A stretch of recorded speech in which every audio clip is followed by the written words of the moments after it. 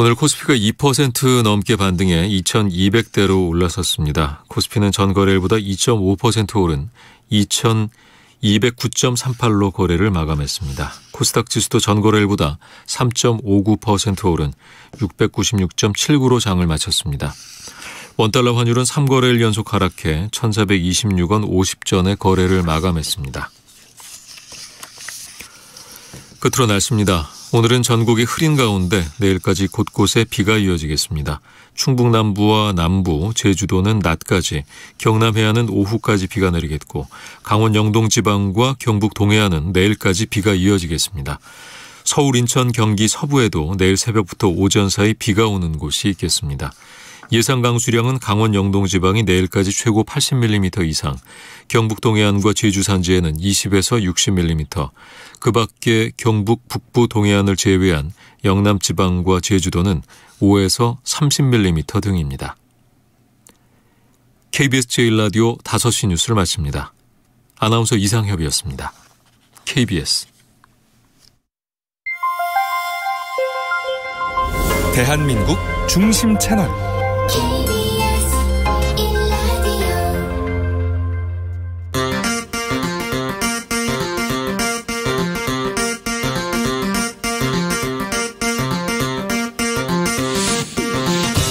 주진우 라이브.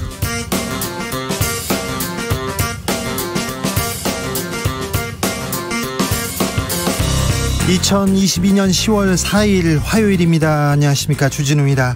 윤석열 정부 첫 국정감사가 시작됐습니다. 윤 대통령 순방 외교 논란과 문재인 전 대통령 감사로 첫날부터 거센 공방 오갔습니다. 외교부 국감은 박진 장관의 퇴장 문제를 놓고 여야가 충돌하면서 회의 시작 30분 만에 파행되기도 했는데요.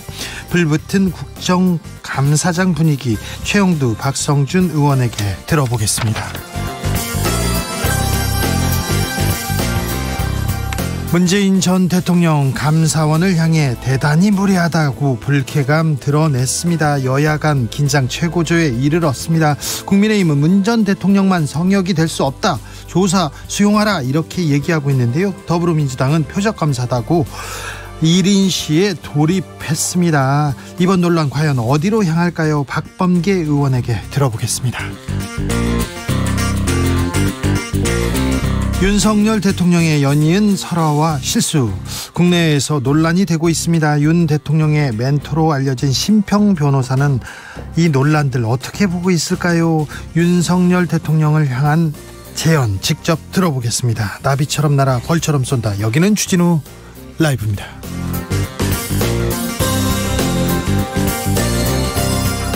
오늘도 자중차에 겸손하고 진정성 있게 여러분과 함께 하겠습니다. 10월 4일 천사데이라고 합니다. 아시아 최대 영화축제죠. 부산국제영화제가 내일부터 14일까지 열흘간 펼쳐집니다. 3년 만에 정상 개최입니다. 설레는 영화 팬들 많을 것 같은데요. 홍콩 배우 양조이 옵니다. 그리고 브로커의 감독이죠. 일본의 고레다 히로카즈. 자꾸 저는 돈가스가 생각이 납니다. 고레다 히로카즈 감독도 오십니다. 강동원, 이영애, 하정우 배우 등 부산으로, 영화의 도시 부산으로 총출동하는데요. 김은성 배우도 간다고 합니다. 네, 관심은 별로 없어요. 저는 그 영화한테는. 자, 그런데요, 코로나 이후에 다시 우리 영화계 활력을 되찾았으면 좋겠습니다.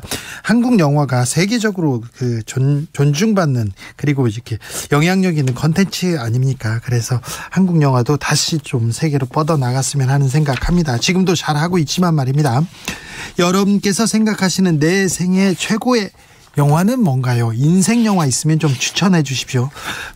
나 그때 데이트할 때 봤었지, 나 처음으로 본 영화였어, 그리고 이 영화 아직도 기억에 남아, 가을에는 이 영화가 딱이죠. 이런 분들 메시지 보내주십시오. 샵 9730, 짧은 문자 50원, 긴 문자는 100원이고요 콩으로 보내시면 무료입니다. 그럼 주진우 라이브 시작하겠습니다.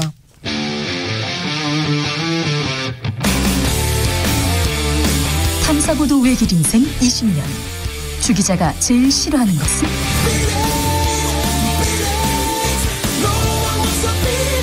이 세상에서 비리와 부리가 사라지는 그날까지 오늘도 흔들림 없이 주진우 라이브와 함께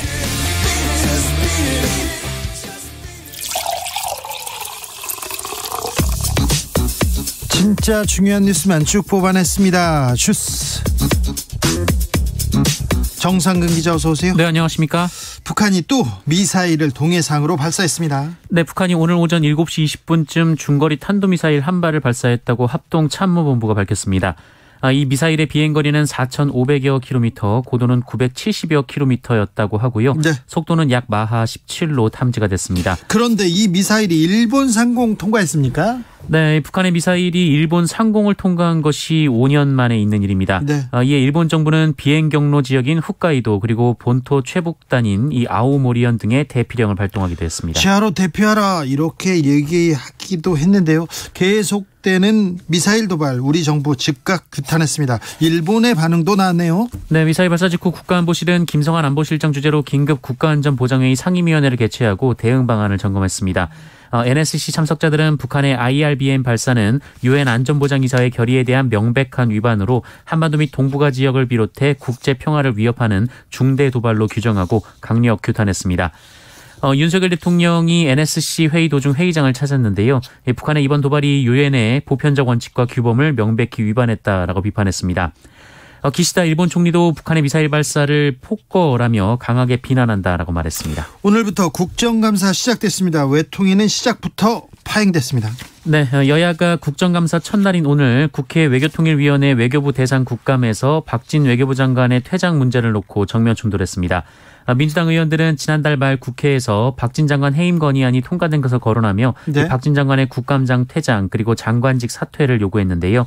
이 국민의힘 의원들은 윤석열 대통령의 순방 외교 성과가 상당하며 민주당의 주장은 억지 정치 공세라고 주장했고요. 결국 회의는 개의 30분 만에 정회가 됐습니다. 외통위가 뜨거운 국감은 또 오랜만에 봅니다. 행안위에서는 윤석열 대통령의 비속어 논란 이어졌어요. 네, 행정안전부를 대상으로 한 행안위 국감에서도 이 얘기가 나왔는데요. 네. 국민의힘 행안위 간사인 이만희 의원이 이 비속어 논란과 관련해서 있지도 않거나 논란이 많은 사안에 단정적으로 거짓말 정부라며 몰아붙이는 것은 엄중한 경고를 줘야 한다라고 주장했습니다. 있지도 않거나 아예 없다고 지금 주장하시네요. 네, 이에 김교웅 민주당 의원은 언제부터 국회가 발언의 통제를 받아야 했냐라면서 이만희 의원의 사과를 요구했습니다. 그리고 고성과 공방이 계속 이어졌습니다. 감사원이 문재인 전 대통령 서면 조사합니다. 그런데 이와 관련해서 윤 대통령 입장 냈네요. 네, 윤석열 대통령은 오늘 관련 논란에 대한 기자들의 질문을 받고 감사원은 헌법기관이고 대통령실과 독립적으로 운영되는 기관이라고 말했습니다.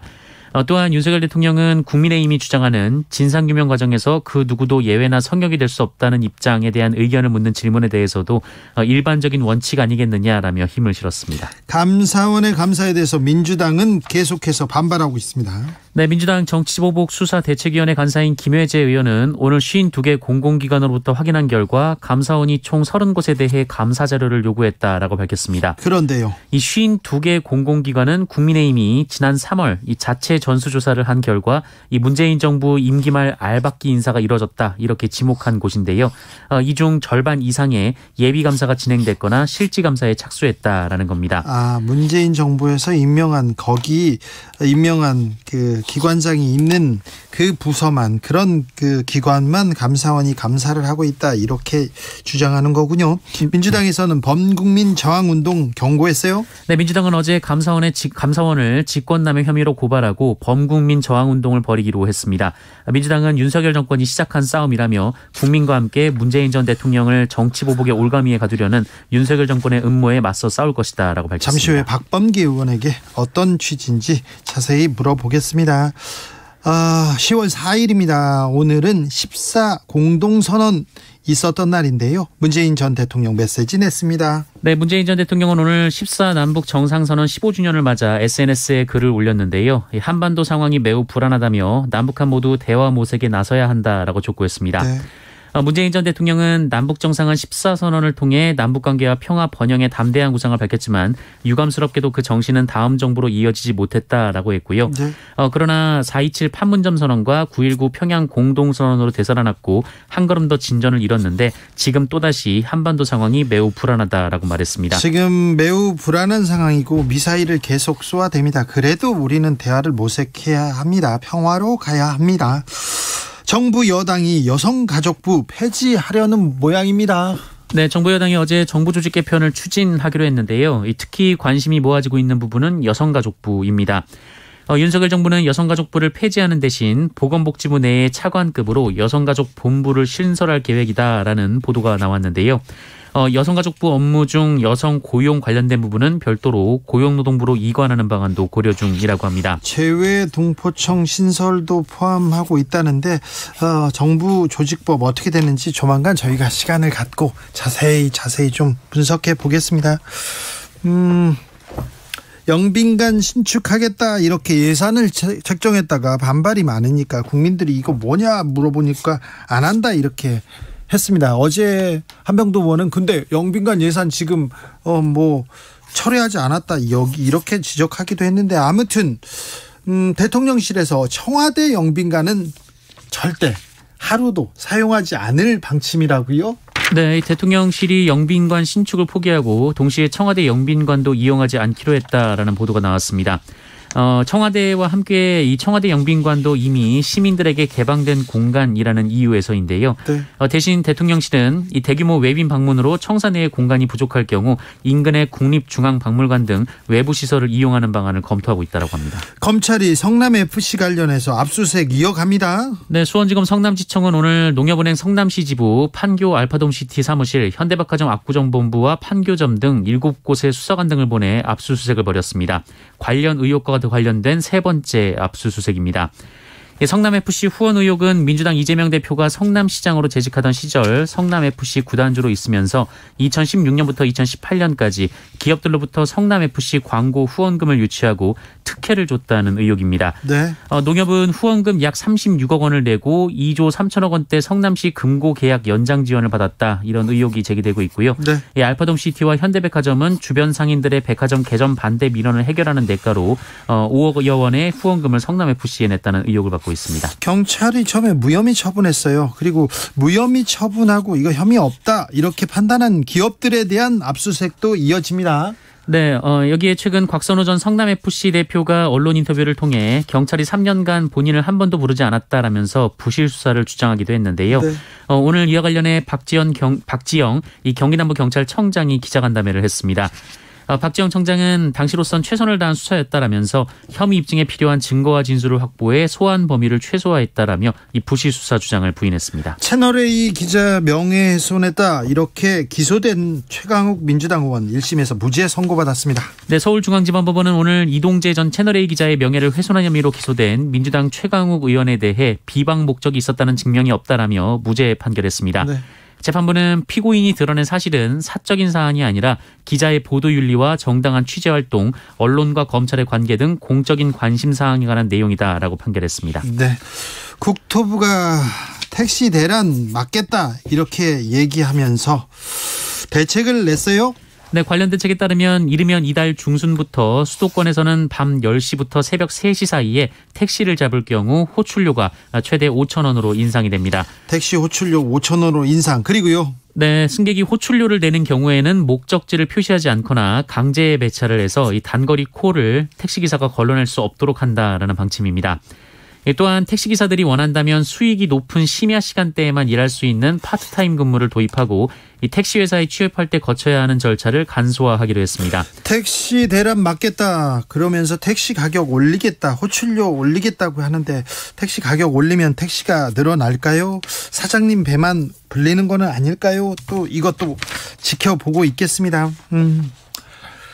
우크라이나가 러시아 점령지를 잇따라 수복하고 있어요? 네, 우크라이나군이 동부 루안스크주로 향하는 관문 도시를 탈환한 데 이어 네. 이번에는 남부 헤르손주 전선을 깊숙이 파고들며 러시아군의 보급로를 완전히 차단하는 것을 목전에 두게 됐다고 로이터와 AP통신이 보도했습니다. 그러자 러시아에서는 핵실험 얘기를 또 합니다. 네, 영국 일간지 더 타임즈는 러시아가 이 수세에 몰린 상황에서 핵실험을 통해 핵무기 사용 의지를 드러낼 준비를 하고 있다고 보도했습니다.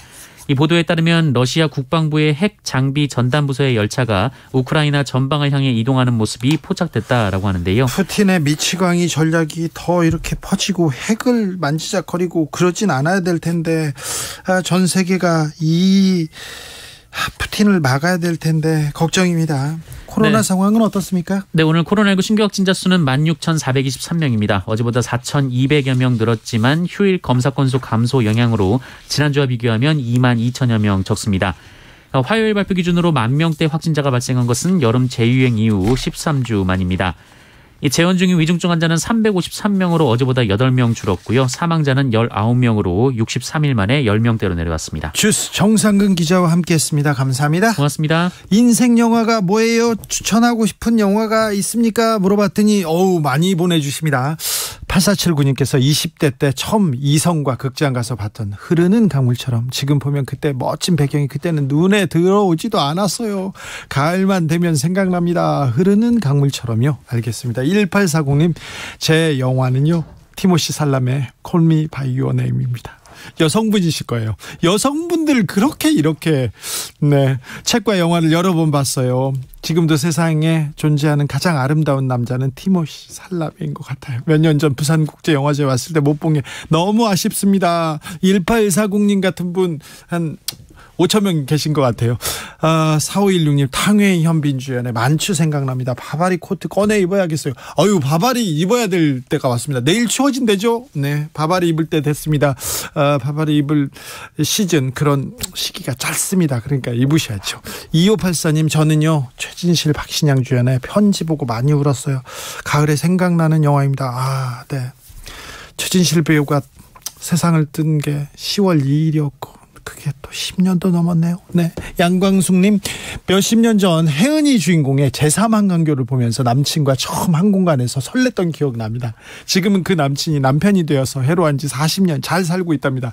제3한강교 혜은이 네 노래가 있었는데 영화도 있었군요. 7933님 로빈 윌리엄스 연기했던 키팅 선생님 모습 잊을 수가 없어요. 죽은 시인의 사회 많은 분들한테 영감을 줬죠. 7218님 대학교 1학년 때 대한극장에서 보았던 신들러 리스트 생각납니다. 흑백 영화였지만 마지막 부분에 나왔던 빨간 옷 어린 소녀 모습 아직도 제 가슴속 깊이 간직하고 있습니다. 7218님 제가 대한극장에서 신들러 리스트를 봤는데 혹시 아니죠. 네 신들러 리스트 좋은 영화죠. 주진우 라이브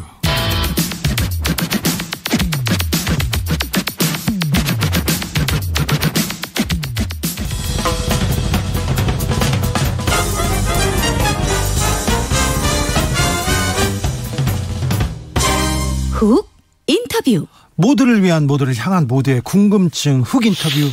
서해 피격 사건으로 문재인 전 대통령이 감사원의 서면 조사를 통보를 받았습니다. 민주당은 이거 너무 나갔다. 윤석열 정부와 사실상 전면전 선포했습니다.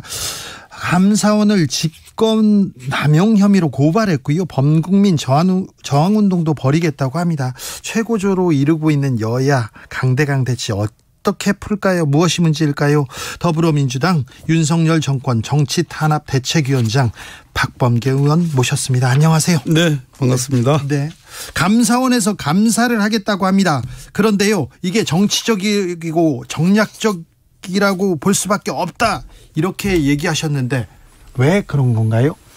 서해 피격 사건이라는 것이 문재인 대통령을 조사한다고 그래서 조사하지 않는다고 그래서 네. 어느 쪽이든 그 진상규명이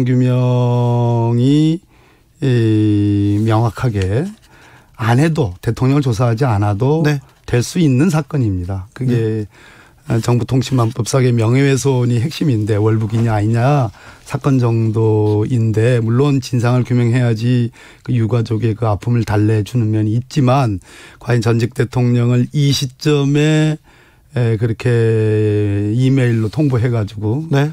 이메일 통보 주체가 누군지 아십니까? 감사원장도 아니고 예. 사무총장도 아니고 공직감찰본부장이에요. 아, 그래요? 전직 대통령이란 말이에요. 네. 대통령 하신 지 몇 달 되지도 않았단 말이에요. 네. 그래서 현재의 공직감찰본부장 1급입니다. 라는 사람의 이름으로 이렇게 되어 있습니다. 사실관계 등을 서해 사건이요. 네. 명확히 규명하고자 질문서를 송부하고자 합니다. 예. 이렇게 보내는 것은 대통령께서 문재인 대통령이 어떤 분이십니까? 네. 그래서 예의가 없다라고 말씀하시는 그 심정은 제가 직접 뭐 당신의 심정을 제가 직접 대변하는 건 아니지만 제 느낌상은 네. 도저히 이해가 안 돼서 네. 그래서 무례한 짓이다라고 표현하지 않겠습니다. 네. 문재인 전 대통령의 성정과 성격을 보면 무례한 짓 이런 단어를 썼다는 건 굉장히 좀 화가 나신 것 같아요. 너무 잘 아시잖아요. 네, 좀 네. 그런 것 같아요. 법과 원칙 그리고 절차를 중시하는 법무부 장관 출신입니다. 네. 그래서 국가기관의 감사 지켜보려고 했는데 이거는 뭐 못 참겠다 이렇게 얘기하시는데 감사원이 뭘 확인하겠다는 겁니까? 정확하게. 그러니까 지금 서해 그 공무원 피격 사건의 사실관계 등을 명확히 규명하고자 지금 SI 소위 감청정보라는 게 있지 않습니까? 네. 그거 만인 앞에 공개하라고 하는데도 지금 공개 못하지 않습니까? 열람하신 분들이 있어요. 예. 한기호 위원장님인가 간사님인가 있잖아요. 예. 저 국민의힘 의원님 그분 보셨잖아요. 보셔서 분명하다라는 그런 취지의 말씀을 하셨잖아요. 그러면 만인에게 국민들에게 공개하면 되는 건데 네. 이 시점이 어느 시점이냐. 대통령 외교 참사 네. 일으킨 영국과 미국 방문 이후에 그 막말하신 것에 대해서 뭐 MBC를 뭐 고발하느니 언론 탄압이 부각되고 지지율 떨어지니까 그 시점에 공직감찰본부장이 그래 전직 대통령께 이거 조사 좀 해야 되겠습니다라는 게 말이 됩니까? 지금 국면 전환용으로 예, 그렇게 보는 거죠. 그렇습니까? 네. 야당에서는 전직 대통령이라고 성역 있을 수 없다 이렇게 얘기하는데요. 그렇게 얘기할 자격이 되나요? 그럼 김건희 여사는 어떻게 되는 거예요? 오늘도 하루 종일 지금 대법원 법원행정처 국정감사하는데 그 말씀 합디다. 성역이 없다. 네. 법위에 성역이 없다. 평등하다. 뭐 여러 말씀 하시는데 제가 가만히 들으면서 그러면 성역에 계시는 대통령이야 뭐 불소추 특권이 있으니까 네. 그러나 수사는 할 수 있는 겁니다. 박근혜 전 대통령이 현직일 때 수사 다 했어요. 그러니까 그렇지만 이제 뭐 불소추 특권이 있으니까 그렇다 치더라도 김건희 여사는 그렇지 않잖아요. 네. 자기들 성역은 그대로 놔두고 우리 전직 대통령은 그렇게 실질적으로 감사할 생각이 있지도 않아요. 그 말미에 보면 네. 공문 말미에 보면 수령 거부하실 것 같으면 그 뜻도 밝혀주십시오 이렇게 나와 있습니다. 아, 그래요? 이게 도대체 정말 진짜 감사원장은 모르거나 대통령이나 대통령실이 모르고 이렇게 1급이 이렇게 서면 질의서를 보낼 수 있습니까? 그 1급을 제가 탓하고 싶은 생각은 없어요. 네. 김모 씨인데 다 아는 사람이다. 우리 문재인 정부 관련 장관급들 뭐 수석급 비서관급들이면 다 알만한 분인데. 아, 그래요? 그 사람을 내세운 거예요. 이게 이제 특별조사국에서 하는 거거든요. 지금 공직감찰본부장은 1급이고 지금 실질적으로 이 감사를 하는 것은 유병호 사무총장이 직접 지휘를 받는 특별조사국에서 지금 한단 말이에요. 네. 그러니까 대통령 망신 죽이고 답변 안 할 줄 뻔히 알면서 지금 하는 거기 때문에 이렇게 따지면 34개 지금 유병호 사무총장이 진두지휘하는 소위 문재인 정부의 특정 사안 감사 사항이 34개입니다. 34개 할 때마다 그럼 문재인 대통령 답변을 지금 구할 겁니까? 아, 네. 또 심각하죠? 네. 그렇게 또 주진우 기자님 심각 안 해요? 심각하게 들리네요. 34개마다 그럼 일일이 다 보내가지고 답하시오 네. 그렇게 할 거예요? 그럴 수는 없죠. 말이 안 되지 않습니까? 알겠어요. 네. 좀 논리적이네요. 네.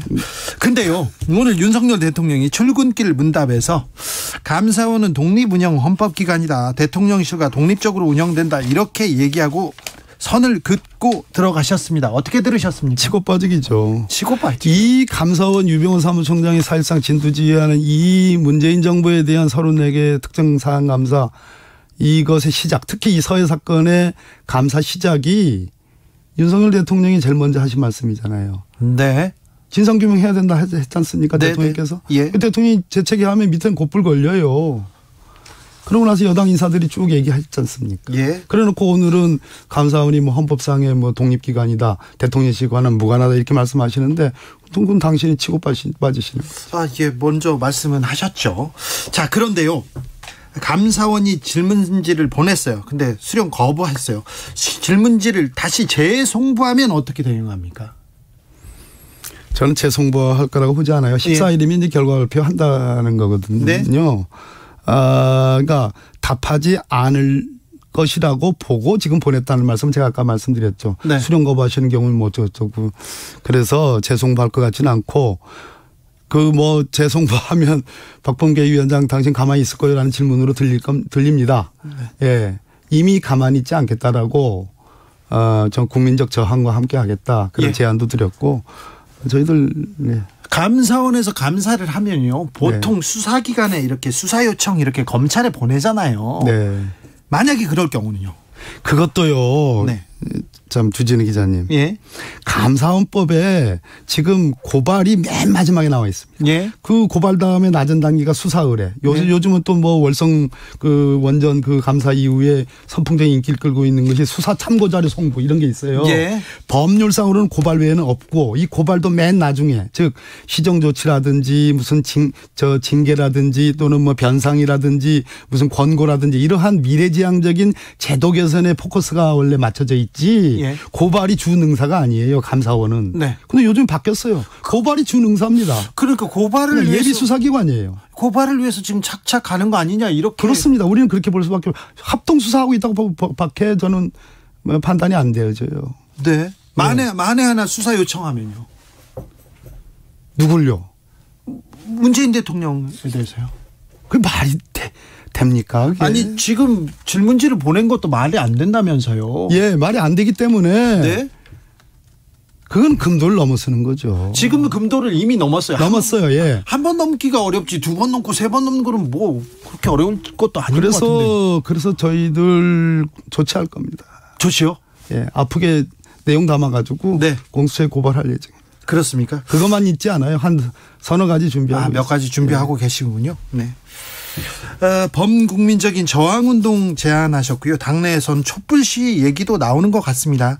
어떤 방식의 이렇게 저항운동이 될 것 같습니까? 제가 이제 저항운동이라는 걸 제일 먼저 쓴 사람인데 그 의미가 촛불과 바로 연결하는 것은 조금 이제 비약이고요. 그러나 촛불도 그것이 반드시 대통령의 탄핵과 연결하느냐 그것도 비약입니다. 촛불은 과거 이명박 정부 때 광우병 파동 났을 때의 촛불입니다. 그때 시작됐죠. 네. 그 촛불은 대통령이 국민과 통합을 통해서 야당과 협업하고 민생을 살리고 경제 위기를 살려야 되는 그런 쪽에 협치 정치를 해달라는 의미의 촛불도 있을 수 있습니다. 그렇기 때문에 저희들이 생각하는 여러 가지 국민과 함께하는 저항운동은 여러 가지 방식이 있을 수 있고 그것을 이미 피켓팅으로 감사원부터 시작했는데 네. 피켓팅의 범위는 점점 더 확대될 수 있습니다. 감사원을 공수처의 직권남용 혐의로 고발키로 했어요. 그러면 공수처가 수사를 잘 할까요? 공수처를 우리가 정말 검찰개혁의 알파와 오메가로 만들었습니다. 저는 네. 공수처장이 그런 의지가 저는 있다고 생각합니다. 있어야 되고요. 또 그런 차원에서 지금 최근에 공수처 검사들이 보강이 됐습니다. 그래서 저희들이 내는 고발장 만만치 않게 제가 직접 작성할 겁니다. 그래서 제가 직접 제출할 겁니다. 네. 국감 시작됐습니다. 법무부 국감이 있고요. 감사원 국감도 예정돼 있는데 국감 과정에서는 어떤 부분 짚고 어떤 부분 점검하실 건지요? 오늘 당장 큰 이슈가 됐는데요. 지금 부천에서 그림 열차. 예. 윤석 열차. 예. 네. 예. 말씀해 주시니 감사합니다. 고등학생이 이렇게. 예, 고등학생이 그래서 금상 받은 것을 그걸 가지고 문체부가 지금 무슨 재정 지원을 끊겠느니 뭐니 그렇게 지금 조치하겠다고 나오는 것부터가 이미 표현의 자유에 대한 억압입니다. 숨쉴 틈도 없는. 미국의 셜리번 케이스라고 아주 유명한 1950년대 그 메카시 선풍이 있기 그 직후인지 전인지 모르지만 그때도 미국 연방대법원이 말한 언론의 자유야말로 기본권 중에 기본권이라고 설치한 게 있습니다. 숨쉴 자유조차 주지 않는 윤석열 정부에 대해서 저희들 이번 국감을 통해서 좀 강력하게 대응을 할 겁니다. 알겠습니다. 다시 한번 물어보겠습니다. 감사원이 문재인 전 대통령을 감사하겠다, 서면 조사하겠다는 거는 금도를 넘은 겁니까? 저는 아까 제가 말씀드린 그런 논거로 금도를 넘었다고 생각합니다. 네. 34개 다 그럼 조사할 겁니까? 34개 조사, 그리고 34개 부분을 다 대통령한테 물을 거냐 이렇게 말씀하셨는데 이건 예. 그런데 이 부분에 대해서는 또 계속해서 봉건 시대 왕이냐 이러면서 과민 반응한다 이러면서 계속해서 국민의힘에서 화력을 높이고 있어요. 이 부분은 어떻게 보세요? 증명할 거리를 가지고 증명할 수 있는 마지막 단계, 즉 보충성의 원칙이라고 그러는데 네. 다 해봤는데 안 된다. 그러면 최고 결정권자인 대통령이 마지막 증거 수단, 증거 방법이다 하는 경우는 예외적으로 할 수 있습니다. 예를 들어서 노태우 정부 때 율곡 사업이라는 그 어마어마한 비리 사업, 네. 이명박 정부 때 4대강 사업이라는 어마어마한 비리 사업, 박근혜 정부 때 역시 마찬가지고 또 김영삼 정부 때 또 뭡니까? 네. 김영삼 정부 때 있지 않습니까? 아무튼 외환위기라는 환란과 같은 대통령이 정말 어마어마한 국책사과 관련해서 대통령이 알지 않으면 안 되는 그런 증거 방법으로서 마지막 수단인 경우에는 대통령께 물어볼 수 있습니다. 그러나 제가 아까 말씀드렸듯이 SI 정부 등 여러 정보들 이 사건의 진상규명이 가능한 것이 있는데 굳이 전직 대통령 서훈 원장이라든지 박지원 원장을 건너뛰고 하는 것은 이미 루비콘강을 건넌 거지요. 네. 서해 비격 사건 처음 나왔을 때 SI 정보 국회에서 다 보고 공개하고 열람하고 공개할 수 있는 부분 공개하자 이렇게 얘기했는데 안 됩니까? 지금 방금 전에 제가 김영배 의원하고 지금 통화를 하고 왔어요. 지금 국방위에서 다뤄지고 있는데 윤석열 대통령 취임 이후인 5월 24일 날 네.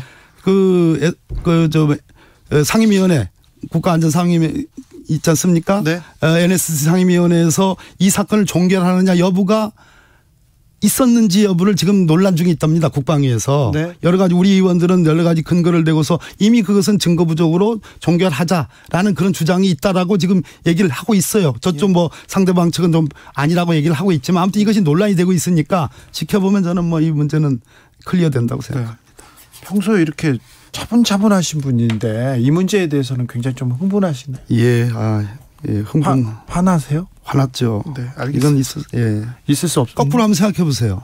왜 저한테 생각하라고 하세요? 아니, 당당하게 감사원장이나 유병호 사무총장 이름으로 대통령님을 조사하지 않으면 이 부분의 진상규명이 어렵습니다. 어려우시더라도 말씀을 해 주십시오라고 했다면 제가 이 정도까지는 안 합니다. 알겠습니다. 여기까지 듣겠습니다. 더불어민주당 윤석열 정권 정치탄압대책위원장 박범계 의원이었습니다. 감사합니다. 네, 고맙습니다. 교통정보센터 다녀오겠습니다. 유아영 씨. 네, 수도권을 중심으로 퇴근 정체가 빠르게 늘고 있습니다. 경부고속도로 서울 방면 기흥에서 수원까지 막히고요. 더가 양재에서 반포까지 밀립니다. 중부고속도로 하남 방향 경기 광주 나대목에서 중부 1터널까지 속도 떨어지고요. 반대 남이 쪽으로는 남이분기점 1차로에서 사고 났습니다. 주의하셔야겠습니다. 서해안고속도로 서울 방면 바란과 비봉을 시작으로 5km씩 정체고요. 더가 금천을 앞두고 속도 떨어집니다. 평택 시흥고속도로는 시흥 쪽으로 마도에서 송산마도까지 정체인데요. 송산마도 부근에서 사고 나면서 조금 더 어렵습니다. 조심하셔야겠습니다. KBS 교통정보센터였습니다.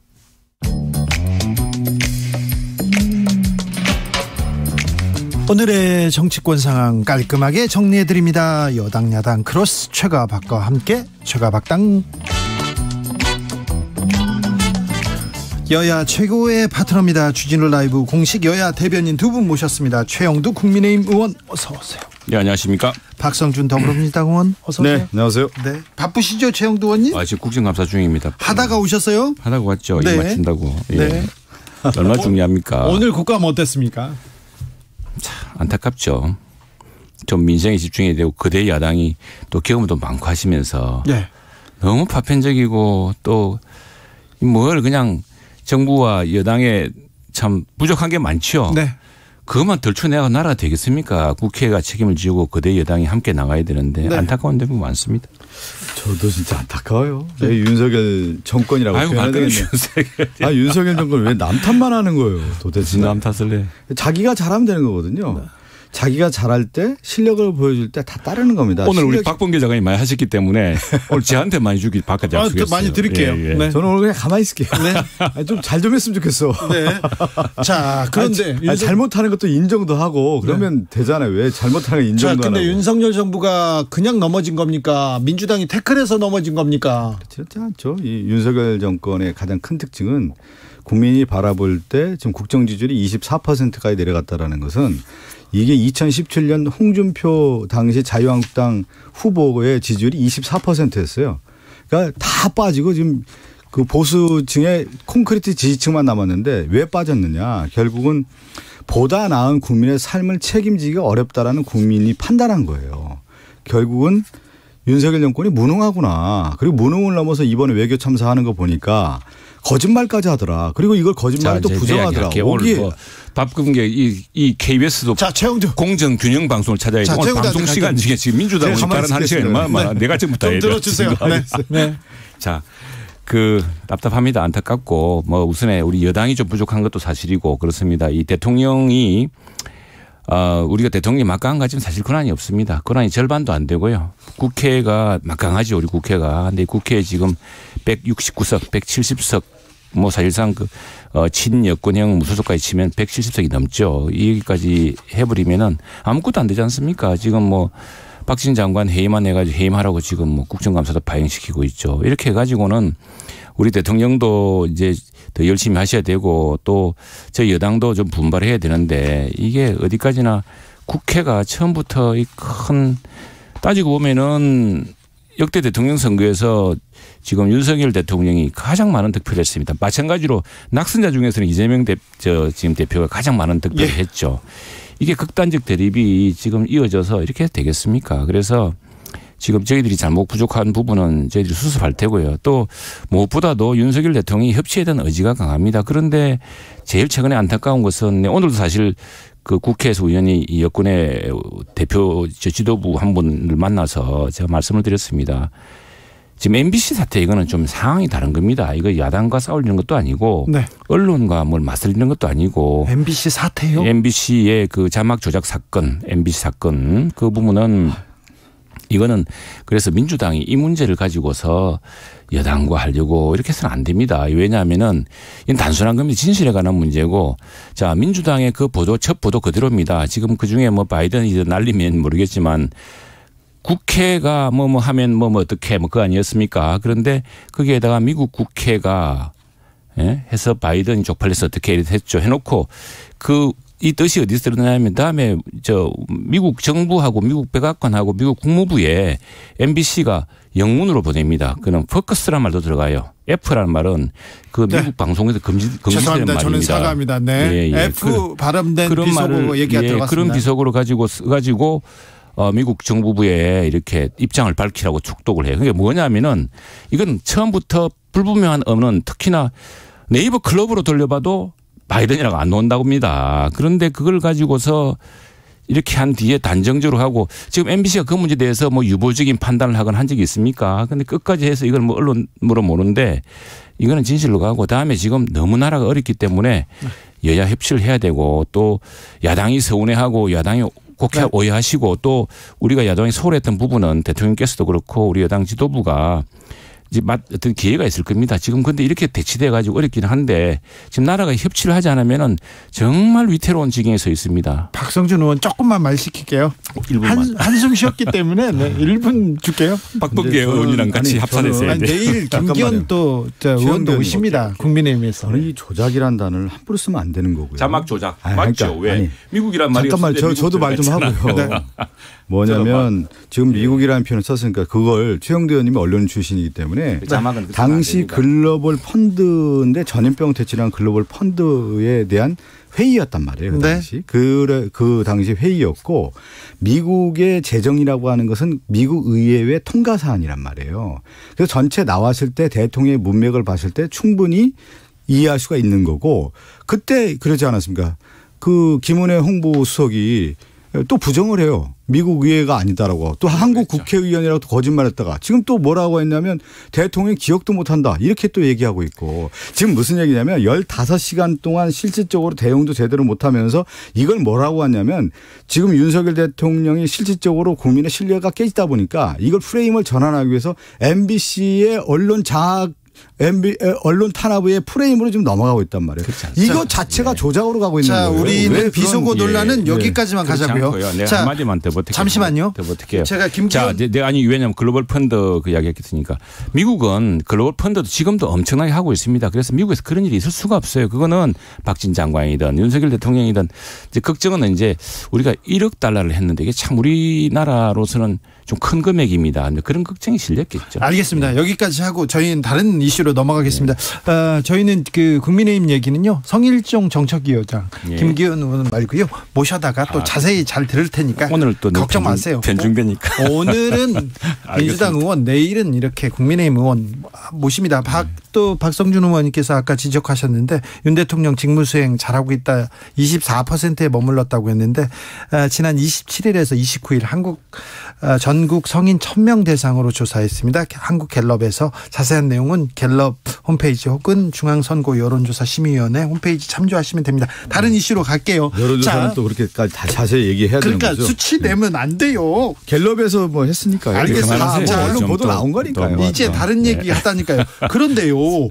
갑자기 감사원에서 문재인 전 대통령 서면조사 요구를 딱 하면서 지금 국면이 바뀝니다. 문 대통령 대단히 무례한 짓이다. 굉장히 불쾌감을 표시했고 이거는 전면전이다. 민주당에서는 얘기하고 있습니다. 그랬더니 국민의힘에서는 이게 뭐 왕정시대도 아니고. 왕정시대입니까?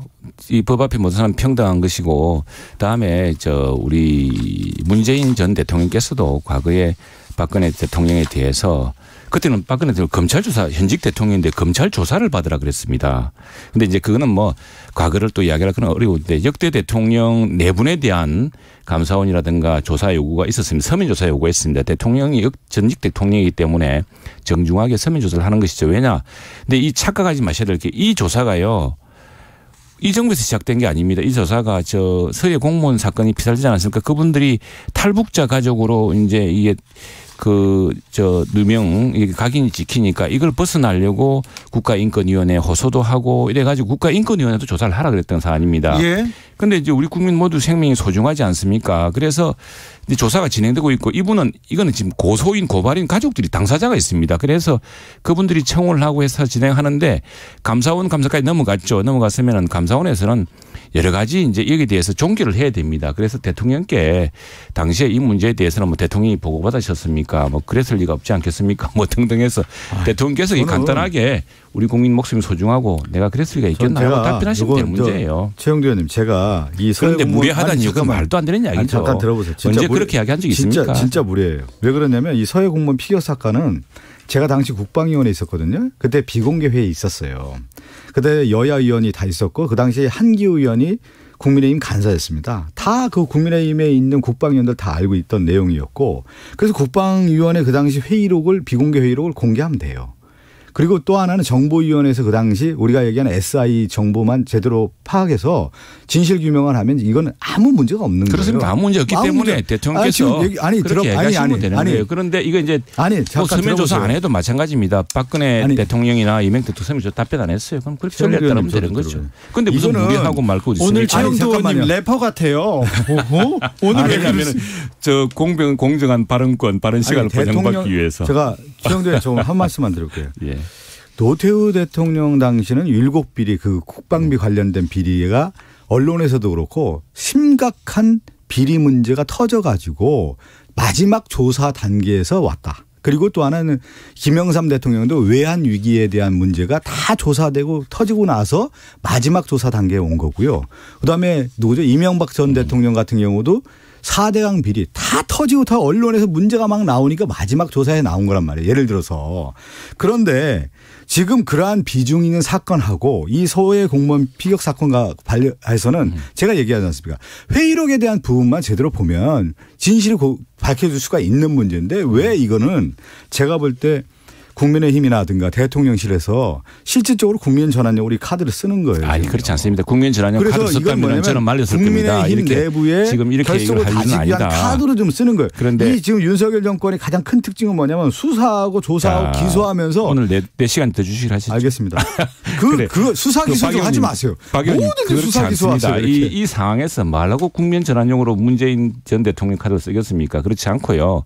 이거는 감사원은 독립기구 아니겠습니까? 그런데 지금 말씀하신 것처럼 이 사건을 어떻게 보자면은 문재인 대통령께서 간단하게 소명하면 될 문제고 서면 조사에 대해서는 그 부분은 무엄하다 이렇게 이야기할 게 아니고 그건 당시에 내가 국민의 생명을 구하기 위해서 노력했는데 그 상황이 좀 이리 됐다라고 해명하면 되는데 지금 이게 우리가 시작한 것도 아니고 우리 국민들 그 누구나 탈북자의 가족이라고 주홍구실을 쓸 뻔했던 분들이 그 누명을 벗겨달라고 지금 민원하고 있는 그 사안의 진정에서 마지막 단계에 왔다고 봅니다. 자, 여기까지 듣겠습니다.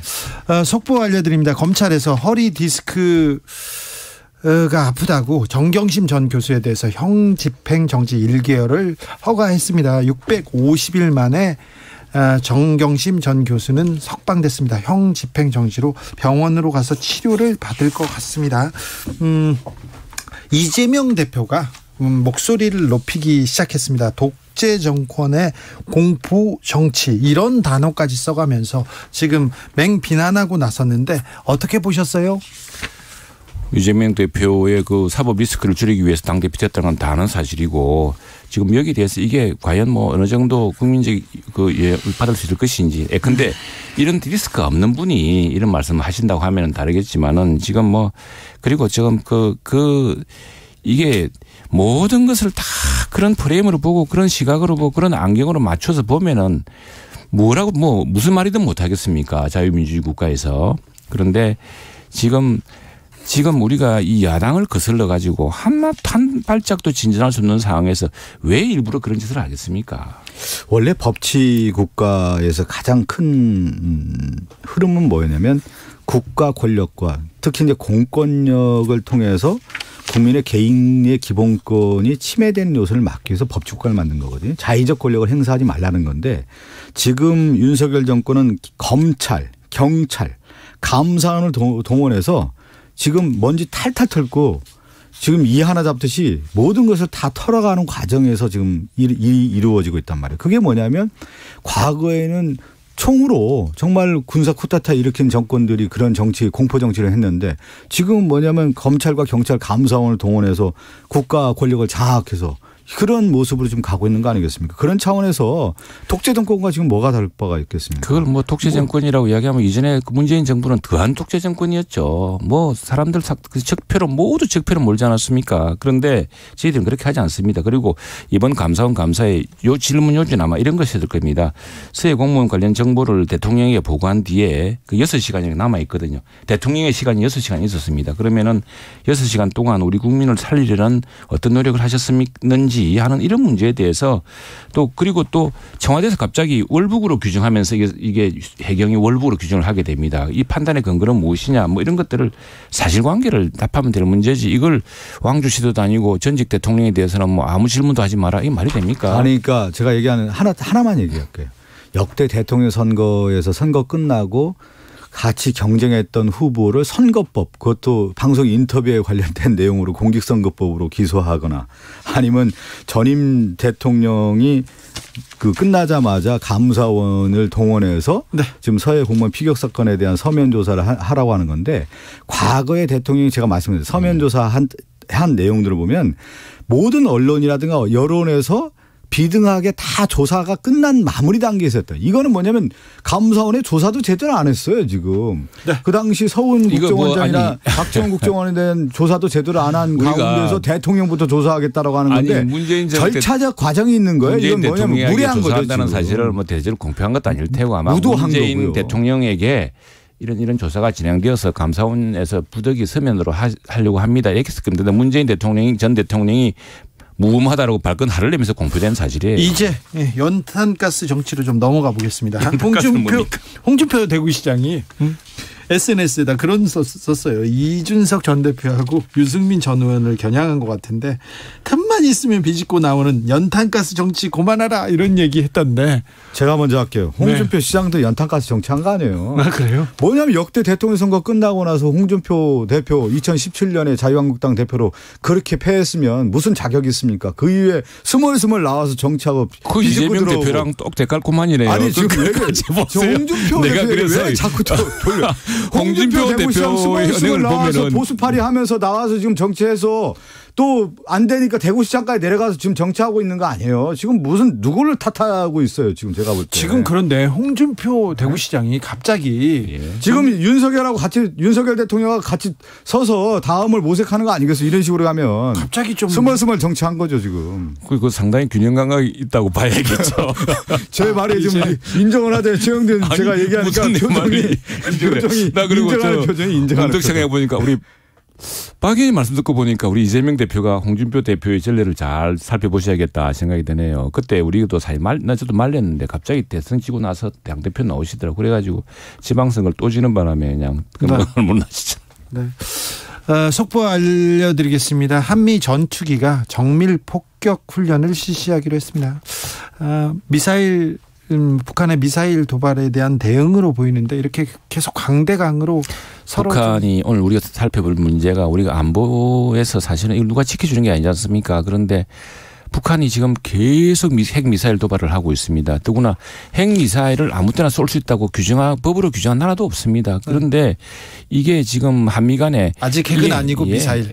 아니 핵 미사일 핵을 실을 수 있는 미사일 실험한 거죠. 사실상 위협이고 더구나 일본 열도를 넘어서 북태평양에 친 거 아니겠습니까? 이게 대단한 실질적인 위협이죠. 실질 위협이고 이런 문제에 대해서 유사시에 훈련이 없이는 그 정확하게 대응하기 어렵습니다. 우리는 지금 굉장히 위태로운 핵을 머리에 이고 사고 핵미사일의 위협을 살아야 되는데 그걸 대응하고 방어하기 위한 훈련과 그 노력을 부단히 해야 될 시점이 왔습니다. 북한에 대한 대응은 우리가 채찍과 당근 얘기하잖아요. 채찍하면 군사에 대해서는 군사 대응이라든가 아니면 이제 경제적 제재, 이 두 가지 방법이 하나가 있는 거고, 당근 측은 소통과 대화를 통해서 하는 거란 말이에요.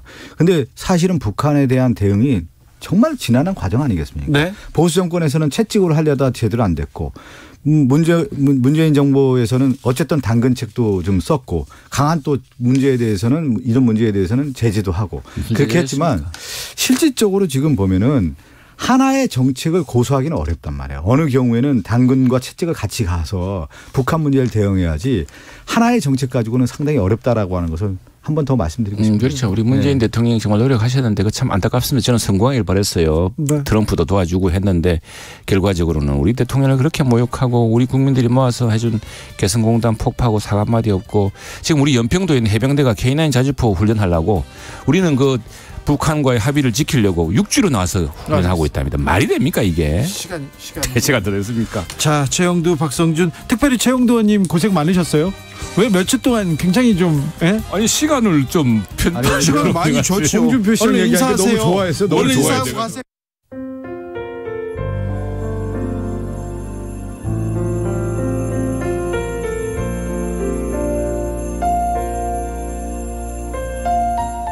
KBS 라디오 연중기획 희망충전 대한민국 502번째 이야기. 안녕하세요. 아나운서 이현주입니다. 준성인의 가족에게는 수마가 휩쓸고 간 지난 여름이 끔찍한 기억으로 자리 잡았습니다. 한꺼번에 들이닥친 빗물로 엉망이 돼버린 집은 지금도 그때의 흔적이 고스란히 남아 있습니다. 중학교 2학년 준성이와 어린 두 남동생은 온갖 오물로 뒤덮인 매트리스에서 잠을 청합니다. 5년 전 이혼하고 혼자서 새 아들을 키우고 있는 엄마는 아이들에게 더 나은 환경을 만들어줄 수 없는 현실에 마음이 아픕니다. 우울증에 시달리던 엄마는 술에 의지하는 날이 늘어가면서 알코올 중독 진단을 받았는데요. 아이들을 맡길 곳이 없어서 선뜻 치료를 시작하지 못하고 있습니다. 부디 준성이네 가족이 희망을 잃지 않고 더 나은 환경을 마주할 수 있도록 여러분이 지금 함께 해주세요. 여러분의 따뜻한 손길이 희망의 빛이 됩니다. ARS 060-700-1580 060-700-1580 한 통화 3,000원으로 희망을 선물해 주세요. KBS 라디오 연중기획 희망충전 대한민국은 초록우산 어린이재단, 인탑스 주식회사 그리고 청취자 여러분과 함께합니다. ARS 060-700-1580 한 통화 3,000원입니다.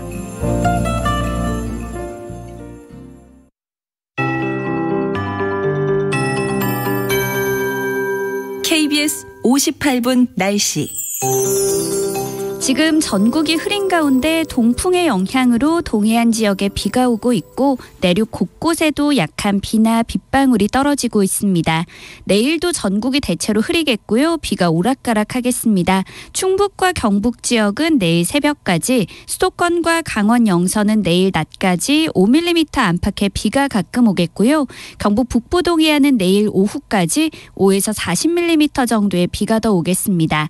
강원 영동의 비는 글피까지 길게 이어지면서 많은 곳은 80mm 이상이 더 내리겠고, 특히 오늘 밤 사이에 기온이 크게 떨어지면서 강원 높은 산지에는 첫눈이 내릴 가능성도 있습니다. 전국적으로 바람도 강하게 불고 있습니다. 특히 내일은 제주 산지에 시속 70km 이상의 돌풍이 예상돼 주의하셔야겠습니다. 북쪽에서 찬 공기가 밀려 내려오면서 기온이 점차 떨어지고 있습니다. 내일 아침에는 서울과 대전, 전주가 13도, 대구 15도 등으로 오늘보다 4도에서 9도나 낮아서 많이 쌀쌀하겠고요. 낮에도 서울 19도, 제주 21도, 대구, 광주 22도 등으로 평년 기온을 5도 안팎 밑돌며 낮에도 서늘할 전망입니다. 한편 당분간 동해안에서는 높은 너울을 주의하셔야겠습니다. 현재 서울의 기온은 17.3도입니다. 송소진입니다.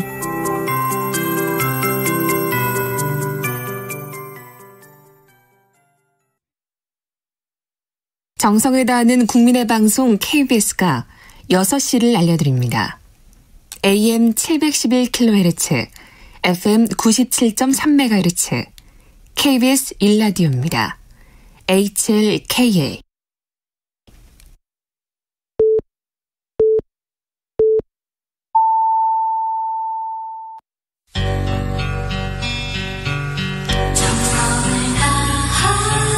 정성을 다하는 국민의 방송 KBS 주진우 라이브. 그냥 그렇다고요. 이 시각 라디오 정보센터 뉴스입니다. 북한이 오늘 오전 일본 상공을 통과하는 중거리 탄도미사일을 발사했습니다. 한미 군 당국이 오늘 북한의 미사일 도발에 대응해 정밀 폭격 훈련을 실시했습니다. 윤석열 정부 첫 국정감사가 오늘 시작됐습니다. 감사원에 문재인 전 대통령 서면 조사와 박진 외교부 장관 출석, 김건희 여사 논문 관련 증인 출석 등을 놓고 여야가 충돌하면서 파행이 속출했습니다. 코로나19 재유행 감소세가 이어지면서 오늘부터 요양병원, 시설 등에서 대면 접촉 면회가 재개됐습니다. 심야 택시난 완화를 위해 야간 후출료가 최대 5,000원으로 오르고 택시 보제 해제 등이 추진됩니다. 국토교통부는 수도권을 중심으로 심야 시간 택시 잡기가 어려워 국민 불편이 심한 상황이라며 연말을 앞두고 택시난 완화를 위한 대책을 오늘 발표했습니다. 검찰은 자녀 입시 비리 등 혐의로 징역 4년의 실형이 확정돼 복역 중인 정경심 전 동양대 교수에 대해 치료를 목적으로 1개월간 일시 석방한다고 밝혔습니다. 지금까지 라디오 정보센터 뉴스 정한나였습니다.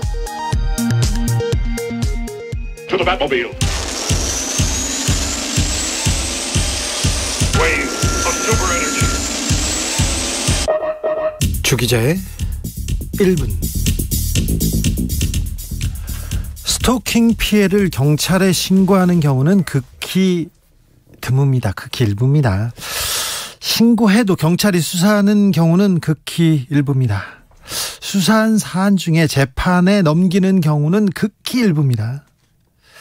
재판에 넘겨진 가해자 중 실형 판결을 받는 경우 극히 일부입니다. 6건 중 1건에 불과하다고 합니다. 이탄희 더불어민주당 의원실에서 스토킹법으로 기소된 판결문을 분석해 봤는데요. 집행유예와 벌금형이 전체 60%에 달했고요. 징역형은 16%에 불과했습니다. 같은 직장 여성이 원치 않는데 수차례 연락하고 접근했다가 구속된 A씨가 있습니다. A씨는 구속되고도 피해자한테 내가 희생하면서 스마트워치 준 것 같아 마음이 안심이 된다. 당신의 합의가 가장 중요하다면서 편지를 계속 보냅니다. 판사는 구치소에서 보낸 편지 내용이 피해자와 합의하려고 했다. 이러면서 집행유예 선고합니다. 편지가 피해자에게 또 다른 상처를 주었을 텐데 말입니다. 헤어진 연인을 지속적으로 괴롭힌 B씨가 있습니다. 4일간 100회가 넘게 전화하고 메시지 보내고 접근 금지 조처 받고도 피해자를 찾아갔습니다. 징역 10개월에 집행유예 2년. 판사는 피해자 10년간 교제해왔다는 사실을 참작했다고 합니다. 10년 동안 알던 사람이 돌변하니까 더 무서운 건 왜 참작하시지 않는지. 이혼하면 극단적 선택을 하겠다면서 부인 차량에다가 번개탄을 가져다 놓고 50여 차례 협박한 C씨가 있습니다. 그에게는 벌금 200만 원입니다. 판사가 피해자의 외도를 알게 된 게 범행 동기를 이해할 만하다 이렇게 했습니다. 자신의 차량에 번개탄 가져다 놨는데 이 말만 들어도 섬뜩할 텐데 말입니다. 연인 사이였다고요? 외도 때문이라고요? 판사가 가해자 사정을 과하게 참작한다는 생각이 듭니다. 피해자가 국가로부터 보호받을 권리도 존중까지는 아니더라도 참작해 주셨으면 합니다. 판사님. 지금까지 주기자의 1분이었습니다.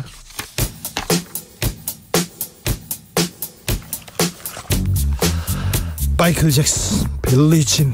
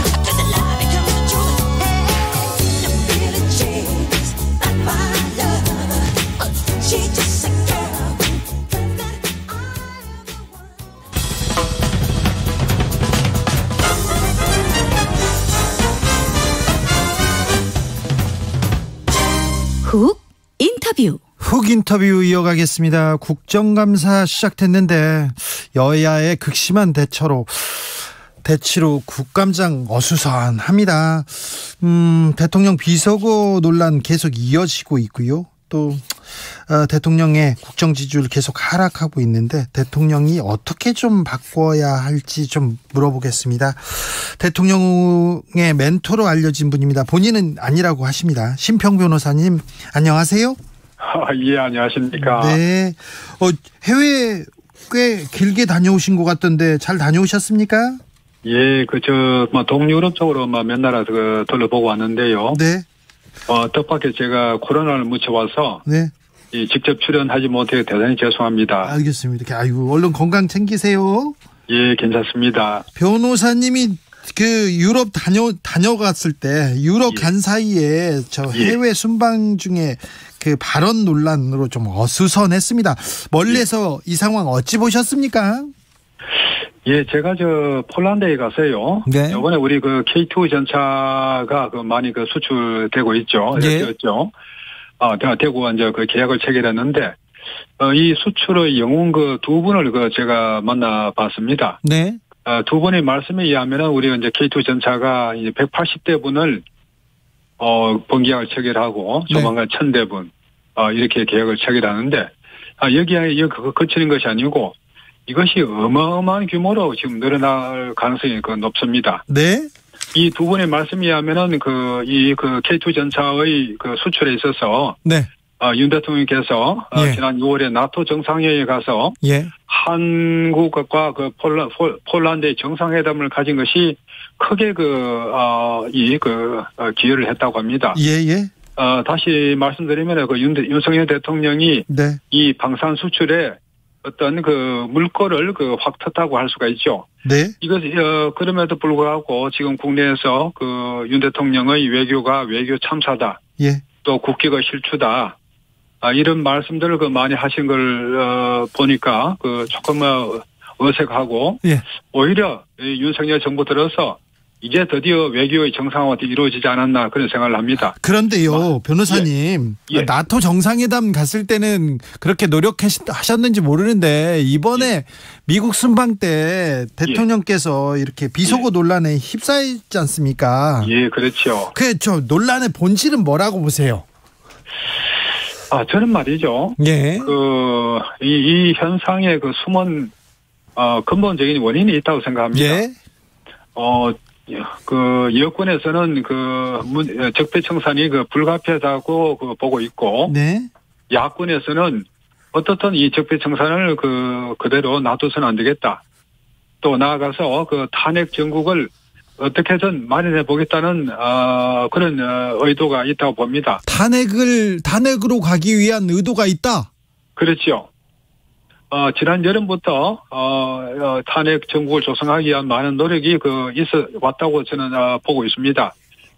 특히 광우병 파동의 영웅인 우의정 교수가 김건희 여사 논문 이슈를 재점화시키는 데 성공을 했다든지 군데군데서 이 탄핵의 말들이 지금 우리 사회에 많이 퍼지고 있죠. 아니 그런데요. 일단 논란을 일으킨 거는 윤 대통령의 말에서 이렇게 나오지 않습니까?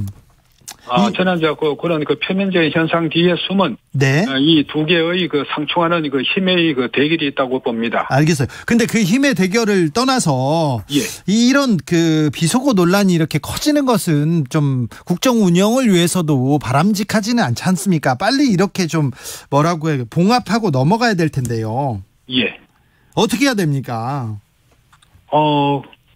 이 비속어를 이제 과연 사용을 했다 그러면은 제 생각을 감히 말씀드리자면은 대통령이 잠꼬대에서라도 이런 비속어를 사용했다면 국민한테 사과를 해야 됩니다.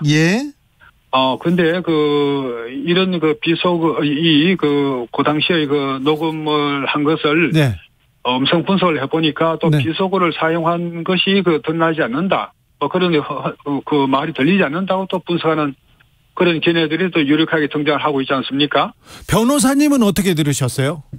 저는 거의 안 들었습니다. 안 들었어요? 예. 이런 것은 제가 전문가가 아니니까 전문가의 판단에 맡겨놔야 된다고 생각합니다. 전문가의 영역이 있지만 또 전 국민이 들었거든요. 근데 거기에 X 팔린다 그리고 뭐 또 XX 이런 거는 또 들리거든요. 그 준쌤은 그 말이 들리십니까? 들리죠. 그건 전 국민이 다 들었습니다. X 팔린다 뭐 그런 거 또 XX 예. 이런 부분은요. 만약에 네. 윤 대통령이 그런 말씀을 하셨다 그러면은 그 자리가 어떤 자리에서 그건 예. 심지어는 잠꼬대에서라도 그런 네. 말씀을 하셨다 그러면은 네. 사과를 하셔야죠. 네. 알겠습니다. 이 문제는 이 논란은 빨리 좀 정리하고 넘어가면 좋겠는데. 그렇죠. 아무튼 논란은 커지고 길어집니다. 그리고 MBC를 고발하고 자 이건 언론이 잘못됐다 이렇게 대응하는 거에 대해서는 어떻게 보세요? 만약에 비속어가 없었다고 한다고 그러면은 네. 여권의 대응이 어떤 이해를 어떤 가는 면이 있죠. 네. 그러나 이제 MBC에서 이제 그런 비속을 떠나서라도 네. 이 자막을 좀 과장되게 또는 네. 허위로 단 것은 또 사실이 아닌가 생각을 합니다. 예. 그래요. 네. 그런 이런 MBC의 MBC나 기자 또 데스크의 의도는 제가 보기에 결국은 하나의 목표, 탄핵 정국의 조성이라는 목표로 나아가기 위한 발걸음이 아니었던가 생각을 합니다. 야당 윤 대통령을 반대하는 일부 세력은 탄핵으로 가기 위해서 조금만한 문제가 생기더라도 조금만한 발언이 나오더라도 지금 이걸 탄핵으로 몰고 가기 위해서 문제를 키운다 이렇게 보시는 거죠? 대체로 말하면 그렇죠. 네. 특히 우희정 교수 같은 분이 다시 맹활약을 하시는데. 네. 그런 것은 저 같은 국민이 보기에는 조금 눈에 거슬립니다. 아니 우희정 교수는 자기의 또 정치적 견해를 얘기할 수 있지 않습니까? 자기 정치적 견해를 말하는 것을 훨씬 더 나아가서 네. 많은 세력들을 조직화해서 네. 강력한 또 힘을 결집시키고 있지 않습니까? 네. 변호사님. 네. 검사 몇 년 하면 비속어 막 욕설이 입에 붙습니까? 예. 그래요? 검사들의 하나의 어떤 직업병이라고 할 수 있겠죠. 판사도 좀 마찬가지고요. 네, 그렇습니까? 예, 물론 좋은 건 아니죠. 네. 그리고 지금까지 우리 사법 운영 과정에서 네. 많은 국민들이 잘못된 사법 운영으로 피해를 입고 예. 또 검사나 판사들이 국민 위에 위압적으로 군림해온 그런 현상이 있었지 않습니까? 있었죠. 그래서 이 판검사를 지낸 분들이 네. 그런 특수한 용어를 사용한 것에 대해서 예. 국민들이 정책적으로 아주 강하게 반발하거든요. 네. 그런 현상은 우리가 이해를 해야 된다고 생각합니다. 그래요. 근데 검사들 중에서도 또 바른 말 고운 말 쓰는 분들도 있고요. 그리고 또 이게 잠꼬대라도 이런 얘기를 하면 안 되는데요. 그죠? 그런데 이제 제가 보는 윤석열 대통령은 네. 검사를 하면서도 네. 제가 들은 말입니다. 네. 검사를 하면서도 다른 검사들하고는 좀 유별난 면이 있었습니다. 예. 이런 검사들 일반적으로 하는 그런 행태에 휩쓸리지 않고 예. 이 검사로서의 직분에 충실하게 잘 직무를 수행한 것으로 알고 있습니다. 예. 그리고 또 제가 몇 번 접하면서 예. 윤 대통령 입에서 네. 이런 비속어가 나오는 것을 저는 한 번도 듣지를 못했습니다. 네. 비속어 자주 사용하십니다. 평소에 뒤에서는 많이 하시는 편이라고 합니다. 예. 네. 자, 윤 대통령 발언 때문인지 몰라도 지지도가 좀 하락하는 분위기입니다. 예. 변호사님, 이 지지율의 변화 어떤 의미가 있다고 보시는지요? 결국 아까 말씀드린 대로 예. 이 국민들이 검사 투의 네. 용어를 아직 버리지 못한 데 대해서 예. 만약에 이제 그런 말이 사실이라 그러면은 네. 윤 대통령이 그런 말씀을 하신 것이 사실이라 그러면은 네. 여기에 대해서 강한 반발을 하는 것이고 네. 여기 이 반발을 우리는 여권에서는 수용을 해야 될 것입니다. 네. 알겠습니다. 알겠습니다. 또 다른 사안도 좀 여쭤볼게요. 예. 감사원에서 그 예. 서해 공무원 피살 사건 관련해서 문재인 대통령한테 서면 조사 요구했습니다. 이게 정치권의 뜨거운 공방이 됐는데 어떻게 보시는지요? 감사원의 그 서면 조사 요구 자체가 네. 이게 요구하는 것 자체가 무리한 짓이라고 그 문 전 대통령께서 말씀하신 것이라면은 예. 이것은 조금 시대착오적인 발상이 아니겠습니까? 이것은 그 오만한 태도죠. 그러나 이 감사원의 서면 조사 요구에 어떤 그 절차적 하자가 있었지 않느냐 네. 하는 막 그런 추측을 하는 분도 계시는데 예. 그렇다면은 그 문 전 대통령께서는 그런 이 하자에 관해서 예. 말씀을 하시는 것이 옳았지 않았냐 하는 그런 생각을 합니다. 그 문재인 대통령을 또 지켜보신 때가 있었지 않습니까? 변호사님이 가까이에서. 예. 근데 문재인 대통령이 무례하다 이런 지시라는 이런 단어를 쓰면 굉장히 조금 뭐라고 해야 되나 강력하게 좀 화가 났다 이렇게 볼 수 있는데요. 예. 됐는데 감사원에서 이게 다른 이 사건에 대해서 정확하게 다른 걸 다 파악하고 감사를 끝내고 대통령한테 물어볼 게 있다 이렇게 한 게 아니고 예. 만약에 그냥 서면 조사 요구를 여기저기에 이렇게 같이 보냈다고 하면 어떻게 봐야 됩니까? 그러면 그런 점에서 그 절차적인 하자가 있었다고 하는 그 의견이 있습니다. 네. 그런 경우라면은 어떤 감사원이 조금 예의를 벗어났다고 할 수 있겠지요. 그리고 문 대통령께서도 그런 점을 지적하면서 당신들은 지금 그런 점에서 잘못이 있으니까. 네. 그런 행동은 하지 말아달라. 이렇게 다 이러는 게 어땠을까 하는 생각을 합니다. 네. 감사원이 최근 감사를 벌이고 있는 거 30여 곳이 모두 전 정권 관련된 사람들이 지금 장으로 있는 곳이다. 이런 좀 지적이 있어요. 좀 편파적이다는 지적도 있는데 이 점은 어떻게 보세요? 그렇게 광범위하게 감사원의 감사권을 사용하는 것은 어떤 면에서는 좀 지나치죠. 다만 이제 제가 제 입장에서 잠깐 말씀을 드리자면은 네. 방통위원회나 국민권익위원회 같은 직은 정무직 아닙니까? 네. 이런 정무직의 기관장은 과거의 오래된 관리에 따라서 깨끗하게 사표를 내고 나가시고 그래서 새로운 정부를 위해서 길을 비켜주는 게 맞지 않았는가 싶습니다. 예. 네, 그게 되지 않으니까 또 이 여권에서는 좀 과도하게 이 성급하게 이런 일들을 벌이는 것이 아닌가. 이 쌍방에 문제가 있는 것이 아닌가 생각을 합니다. 변호사님, 저 청와대 영빈관은 사용하지 않겠다, 절대 사용하지 않겠다고 이렇게 하는데 영빈관을 지으려다가 못 짓고 안 짓겠다고 했고요. 청와대 영빈관은 절대 사용하지 않겠다고 하는데 이 점은 어떻게 생각하세요? 청와대 영빈관이 제가 알기로는 탁현민 전 비서관도 이것이 이제 구민회관 정도 좀 낡았다고 했죠. 예, 낡았다고 하죠. 그런 면에서 이제 어떤 신축의 의도를 꼭히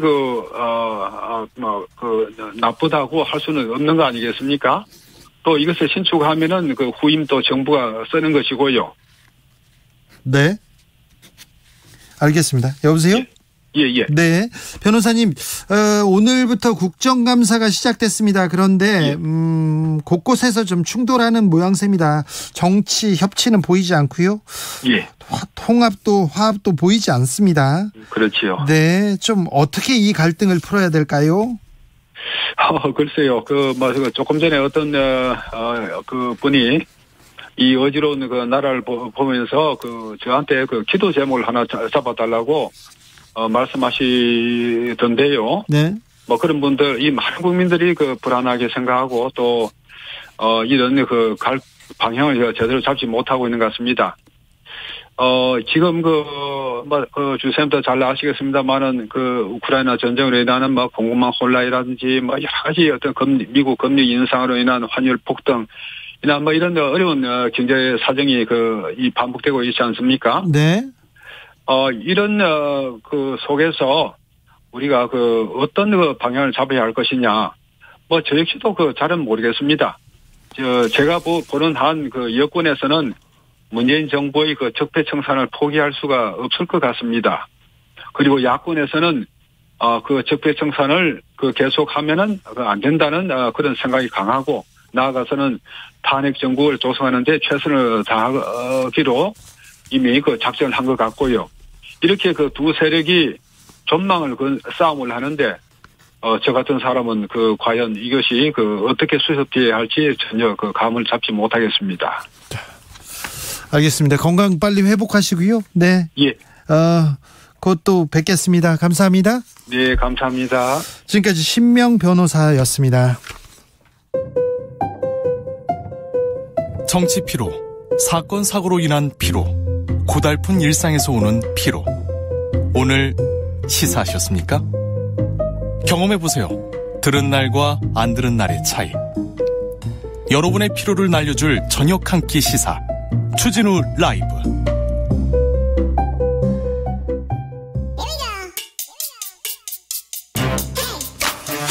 뉴스를 향한 진지한 고민, 기자들의 수다. 라이브 기자실을 찾은 오늘의 기자는 은지옥이요. 시사인 김은지입니다. 준비한 첫 번째 뉴스부터 가보겠습니다. 네, 술잡대 받은 검사들에게 무죄가 선고됐습니다. 그러게요. 이게 검찰의 상식인가, 검찰의 법인가, 이렇게 묻고 싶습니다. 네, 1심 재판부가 판단한 바인데요. 네. 이 사건은 주진우 라이브에서 꾸준하게 재판 상황을 전해드린 바가 있습니다. 결론부터 말하자면요, 지난주 금요일에 해당 사건 1심 재판이 무죄가 나왔는데요. 네. 연루돼 있던 검사와 검사 출신 정관 변호사에게 1심 법원 서울 남부지법 형사 11단독 박영수 판사가 무죄를 선고했습니다. 그러니까 이 사건 같은 경우에는 재판 내내 1인당 금액이 접대 금액이 100만 원이냐 아니냐 이거 가지고 아주 오랫동안 싸웠거든요. 네. 그래서 그 자리에 동석했던 술집 주인이라든지 접객원들의 이야기들이 굉장히 중요한 쟁점으로 떠올랐었는데요. 자, 검사들이 수사를 하면서요 100만 원 기준선을 딱 긋고 시작했어요. 그래서 계속 100만 원이 넘냐 안 넘냐 그거 계산하다가 이 재판이 끝났어요. 네, 이제 김영란법 같은 경우에는요 직무 관련성이 없으면 1회 100만 원이 넘으면 처벌한다. 라는 것이고요. 근데 사실 직무 관련성이 있다고 한다면요. 네. 1회에 식사 3만 원 그리고 선물은 5만 원입니다. 그런데 이 사건 같은 경우에는 이제 라임 사건 그렇죠. 나중에 수사검사가 되거든요. 직무 관련성이 있으면 10,000원이라도 뇌물이죠. 1,000원이라도 뇌물입니다. 왜 국민들이 이렇게 분노하냐면요. 자, 보세요. 업자한테 검사들이 수사검사들이 룸사롱에서 술 접대를 받았어요. 그런데 어떤 사안이냐면요. 1조 5천억 원대 펀드 사기 사건이에요. 라임 사건이죠. 이 핵심 인물이 검사들을 접대를 했어요. 그런데 이거를 뇌물로 처리하지 않고 김영란법이다. 100만 원 안 남았다. 이걸 가지고 얘기하고 있으니 이걸 국민들이 어떻게 받아들이겠습니까? 더구나 이 접대를 받은 검사가 이 수사팀으로 갔었잖아요. 네, 그렇죠. 나중에 갔기 때문에 사실 문제가 됐던 사건인데요. 그럼에도 불구하고 직무 관련성이 없다라는 부분으로 주장하면서 김영란법 100만 원 넘냐 안 넘냐 이것만 가지고 따지다가는 결과적으로 무죄가 나온 사건입니다. 검사들은 처음엔 다 거짓말했습니다. 전화기가 없애고 다 거짓말하다가 증거가 나왔어요. 네, 이제 그때 지금도 꾸준하게 무죄를 주장하고 있는데요. 원래는 관련된 검사 전현직 검사가 4명이었거든요. 네. 다들 기억을 하실 텐데 2명은 심지어 기소조차 되지 않았습니다. 그렇죠. 그때 100만 원 안 넘는다고. 네, 불기소 세트. 왜냐하면 먼저 갔기 때문에 그 검찰의 계산에도 100만 원이 안 넘는다. 계산을 어떻게 한 겁니까? 검찰 계산법 봅시다. 네, 이제 검찰에서 이제 아까 말씀드린 것처럼 4명 중에서 2명은 이미 검찰 개선에서 100만 원이 안 넘었기 때문에 기소를 안 한 것이고요. 네. 이번에는 그래도 2명은 기소를 하면서 100만 원 넘었다라고 봤거든요. 그런데 재판부가 그것도 안 받아들인 겁니다. 우리가 다시 계산해 보니까 96만 원 정도다. 93만 원 정도다. 이렇게 이야기를 했거든요. 이것은 지금 기소되어 있는 전현직 검사들 변호사들이 계속 주장했던 내용입니다. 예. 참. 네, 이 자리에 장시간 있었던 전 행정관이 있었고 또 잠깐 25분 30분 정도 머물고 갔던 이종필 전 부사장이 있는데요. 이런 사람들까지 다 포함하면 94만 원 또 더 준다 이렇게 말을 하면서 피고인 쪽 주장을 수용했습니다.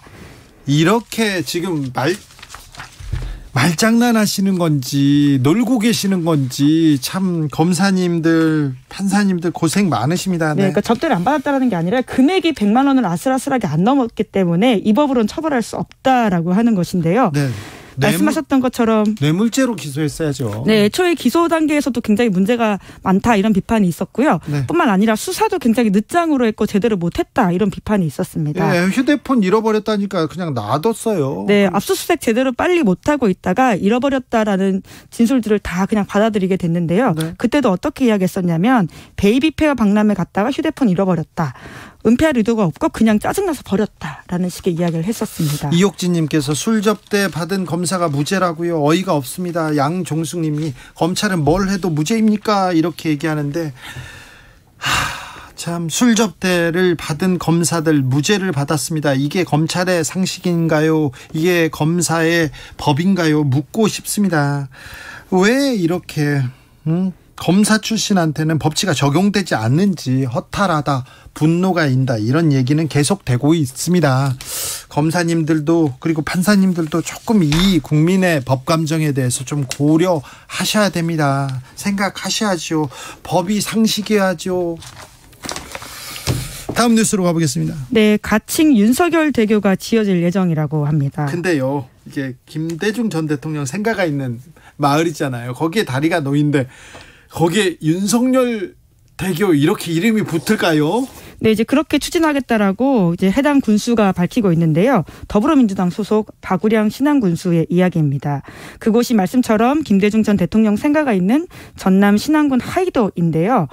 동아일보 보도에 따르면 해당 군수는 정부가 장산도와 신이 하이도를 잇는 다리를 전액 국비로 건설해 준다면 윤석열 대교라는 이름을 붙이겠다라는 뜻을 최근에 이제 김대중 정부 고위직 출신 여권 인사에게 전달했고 추진 의사를 밝혔다라고 이야기했습니다. 전액 국비로 지어주면 2,800억 원 정도 내서 다리를 놓아주면 이걸 뭐 윤석열 대교로 만들어주겠다 이런 얘기를 정치인이 했군요. 자, 근데 대통령 이름을 딴 다리가 있습니까? 네, 저도 이번 기사를 보고 좀 궁금해서 일일이 찾아봤거든요. 네. 이승만, 최규하, 윤보선, 박정희, 전두환, 노태우, 김영삼, 노무현, 이명박, 박근혜, 문재인 전 대통령 이름을 딴 대교는 없었습니다. 다만 김대중 대교라는 게 있었는데요.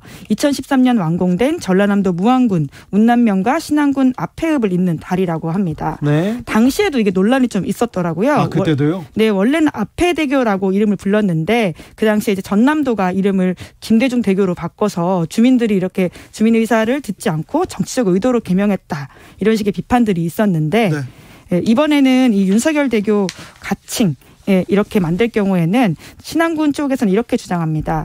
김대중 전 대통령이 역설했던 국민 대통합을 상징할 수 있는 최적의 사업이다라는 식의 이야기를 하고 있다고 다리를 합니다. 놓아주면요. 국비로 다 놓아주면요. 그렇게 한답니다.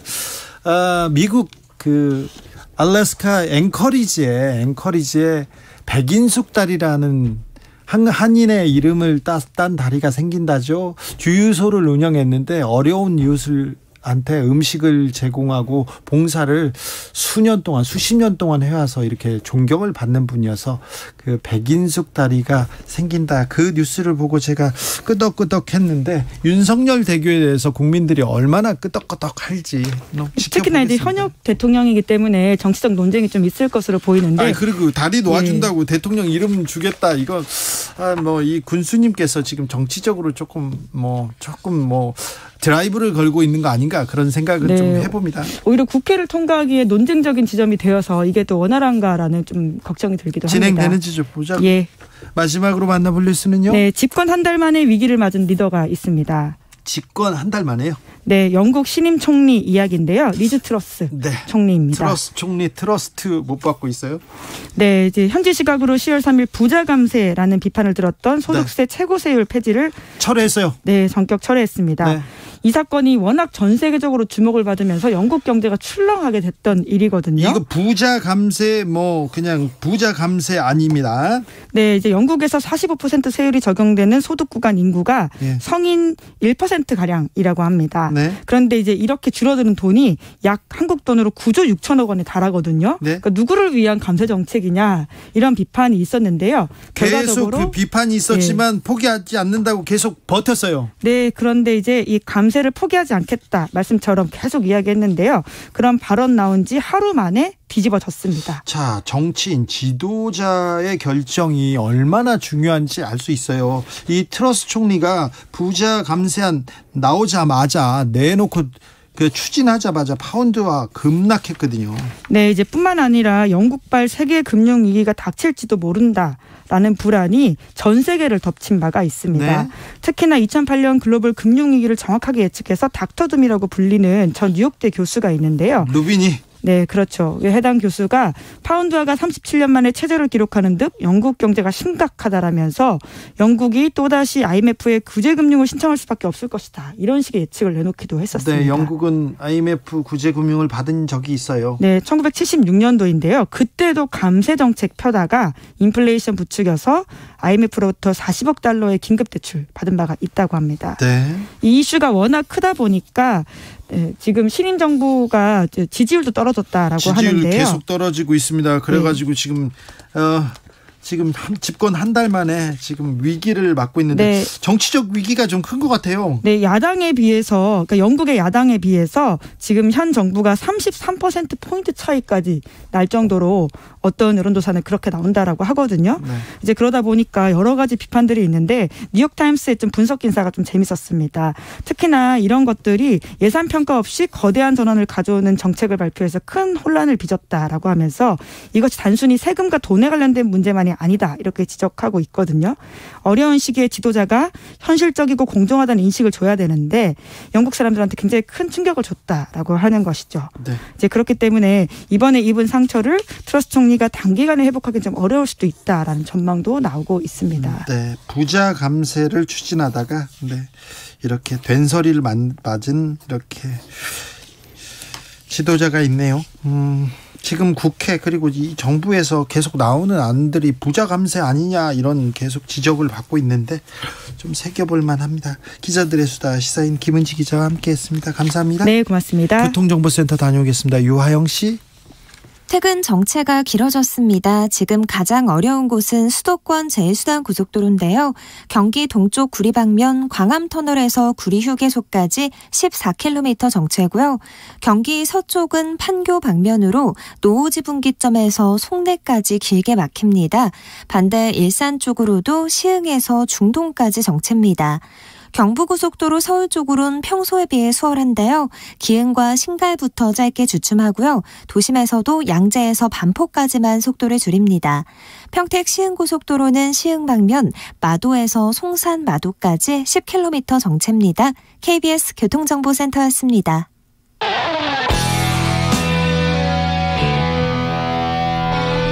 스치기만 해도 똑똑해진다. 드라이브 스루 시사 주진우 라이브.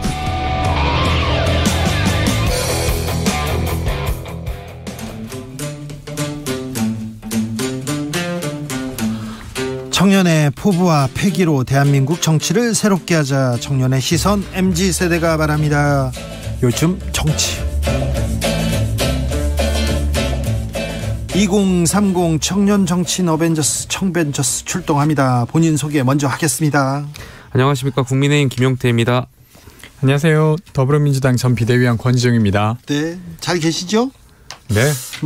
젊은 분들은 국군의 날 행사 어떻게 보셨는지.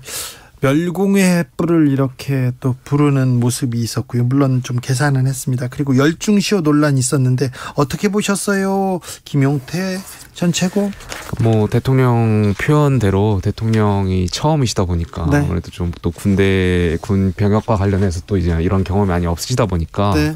아마 좀 이렇게 좀 숙지를 제대로 못 하셨던 것 같은데 네. 저도 이제 장교 출신이다 보니까 사실 뭐 제병을 지휘하고 이럴 때 좀 긴장되는 때도 있거든요. 처음 네. 하다 보면 아마 그러한 상황에서 좀 잊었던 것 아닌가에 대한 아쉬움이 있고요. 다만 이 국군의 날 행사를 하기 위해서 굉장히 많은 연습과 훈련, 교육 훈련을 하거든요.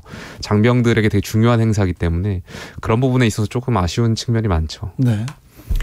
그러니까 뭐 지금 김명태 최고께서 설명하신 대로 사실은 사람 누구나 실수할 수 있잖아요. 게다가 네. 뭐 군 관계자가 아니기 때문에 직접 통솔할 일이 별로 없고 그래서 그렇죠.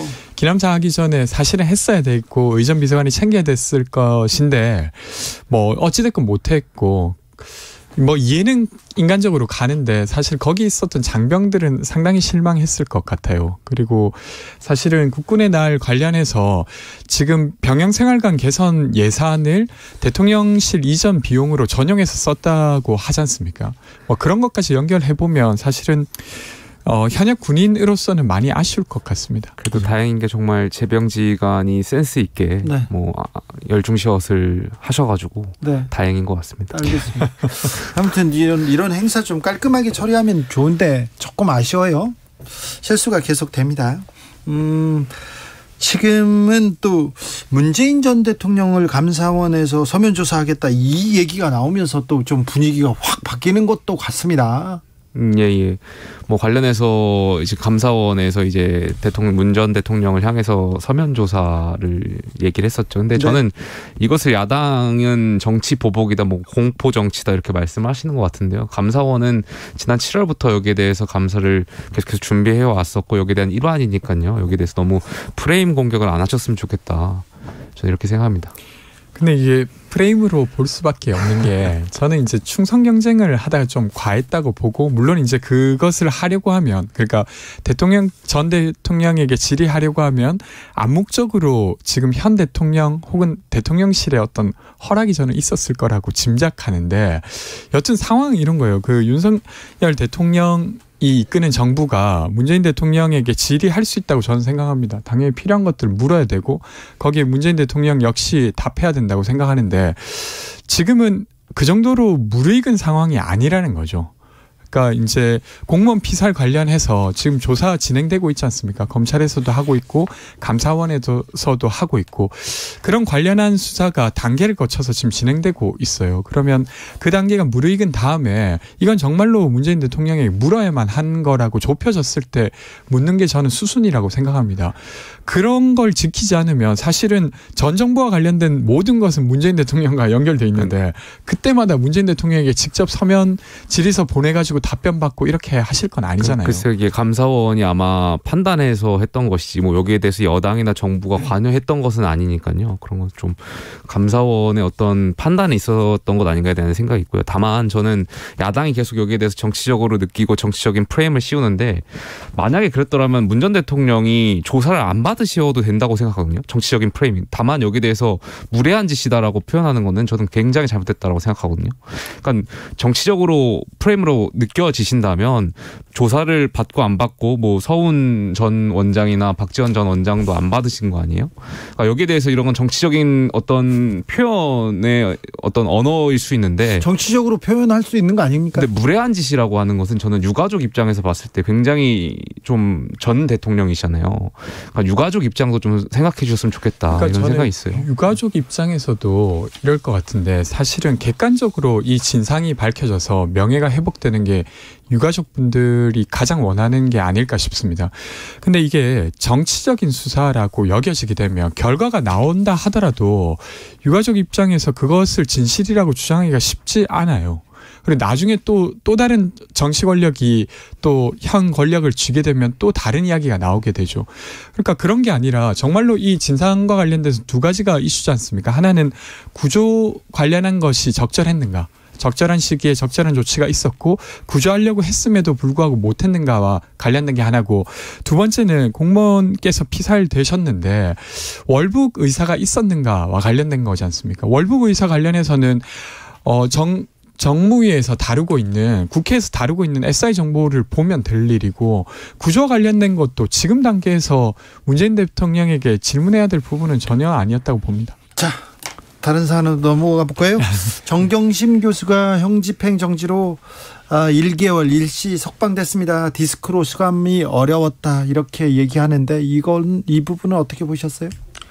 글쎄 법원이 판단한 것에 대해서 제가 이렇다 저렇다 표현하는 건 좀 옳지 않은 것 같고 저는 어떤 판단이든지 법원의 판단을 존중하겠습니다. 네, 저도 달리 말씀드릴 건 없습니다. 그럴까요?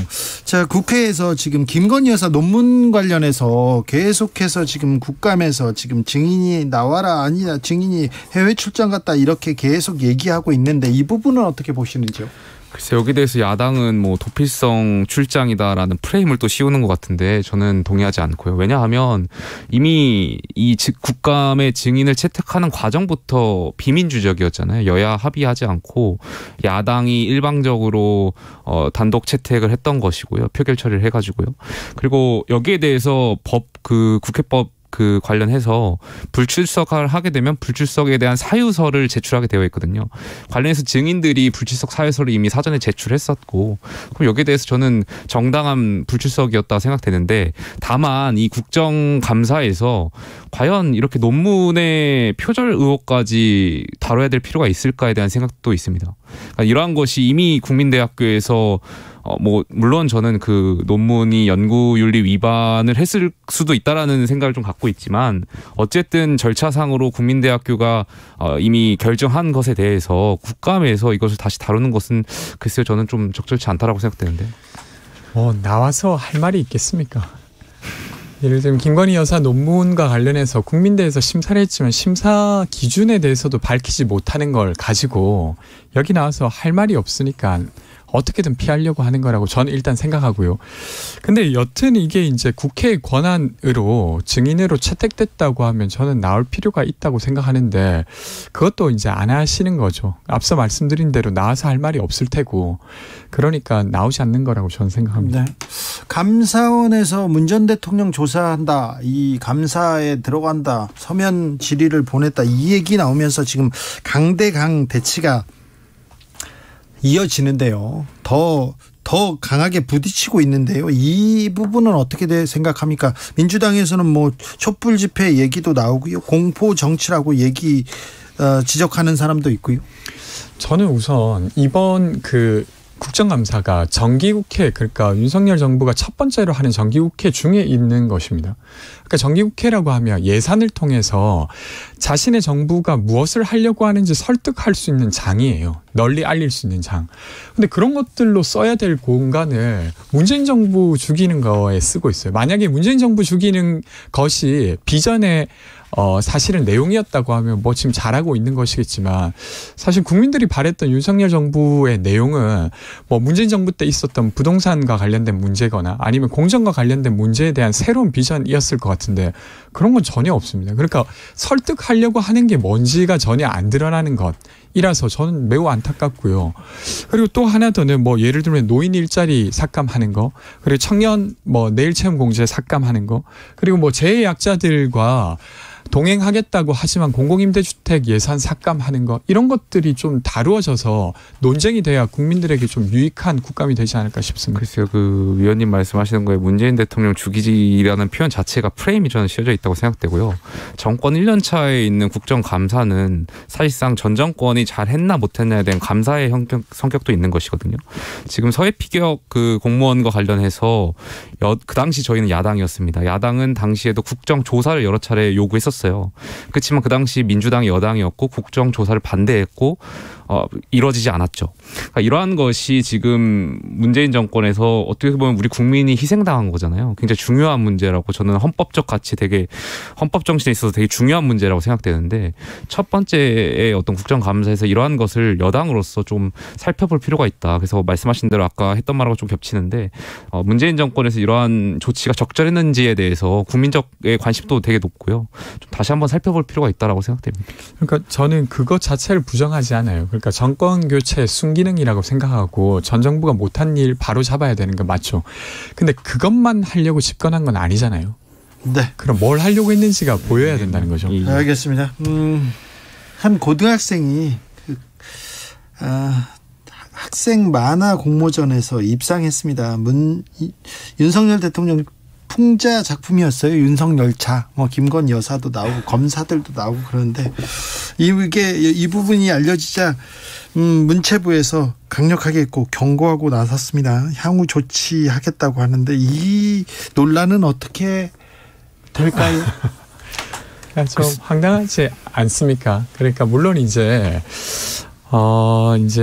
현 정부를 공격하는 거니까 아마 심사위원들도 부담은 있었을 거라고 생각합니다. 근데 어쨌건 심사 결과로 금상을 받게 됐고 이제 게시가 되게 되었는데 이걸 두고 문체부가 공개적으로 비판을 했어요. 부적절하다고. 사실은 윤석열 대통령께서 그렇게 외치시는 자유는 이 고등학생에게는 적용되지 않나 봐요. 그러니까 현 정부를 비판할 자유도 이 고등학생에게는 없는 것처럼 보이는 겁니다. 최근에 이제 언론에서 그러니까 자막을 잘못 달았다는 이유로 엄청 공격받고 있잖아요. 그러니까 그런 거랑 좀 연결되어서 사실 이견을 전혀 허용하지 않는 정부의 어떤 단면이 또 드러나는 게 아닌가 싶습니다. 저는 이거는 동의하는 바이고요. 문체부가 지금 충성 경쟁을 하는 것 같아요. 그러니까 이거는 어떻게 보면은 풍자와 해악이라는 관점에서 블랙 코미디의 관점에서 볼 수 있는 거잖아요. 좀 묻고 넘어갈 수도 있는데. 묻고 넘어갈 수 있는 건데 여기에 대해서 문체부가 경고한다 이런 식의 발언을 하는 거는 글쎄 국민들이 보기엔 좀 좀스럽죠. 그래서 정말 말씀하신 대로 대통령께서는 자유를 강조하시고 그중에는 표현의 자유가 굉장히 중요한데 문체부가 여기에 나서서 이것을 이런 식으로 경고한다라고 하는 것은 저는 좀 적절하지 못했다. 오히려 이런 건 충성 경쟁으로밖에 보이지 않는다 이런 생각 갖고 있습니다. 그러니까요. 문체부가 왜 고등학생과 싸우려고 하지? 이거는 굉장히 전혀. 그러니까 제가 일단은 보도자료를 냈잖아요. 문체부에서. 그리고 또 여당의 한 패널께서는 이 지금 재단이 그 한국만화영상진흥원 이게 부천시 소속이라고 해요. 근데 또 부천시가 지금 민주당 시장을 하고 있어서 그래서 이런 심사를 했다는 둥 이렇게 이야기하시는데 이렇게 갈 건 아니라고 생각합니다. 저는 거기 그 말씀하신 대로 문체부 입장 동의하지 않고요. 윤석열 정부를 지지하든 지지하지 않든 국민이고요. 정부가 자꾸 국민과 싸우려고 하면 안 된다라는 생각 갖고 있고요. 이런 것은 좀 폭넓게 인정하고 표현의 자유를 존중해야죠. 국민과 말고 좀 고등학생하고 싸우려고 하니까 이건 뭐지 왜지 이렇게 조금 좀 웃기다 이런 생각도 듭니다. 정부 조직 개편안이 나올 것 같습니다. 정부와 여당에서는 여가부 폐지할 것 같아요. 네.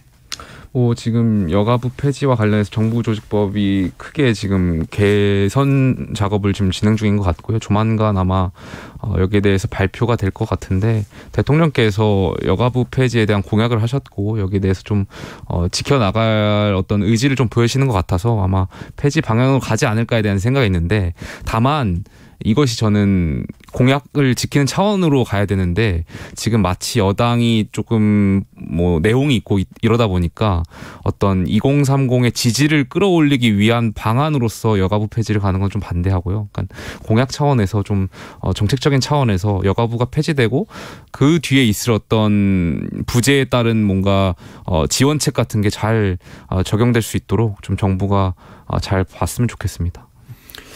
정부조직법은 진작에 나왔어야 되지 않았나요? 그러니까 행정안전부가 사실 치안과 관련된 업무를 할 수 없는데 경찰국 신설을 했을 때 그리고 이제 법무부가 인사 관련한 업무를 하기 어려운 기간인데 사실은 지금 인사정보관리단을 두었을 때부터 사실은 이런 방식으로 공개적으로 다루어졌어야 되는데 그걸 하지 않은 게 하나 있고요.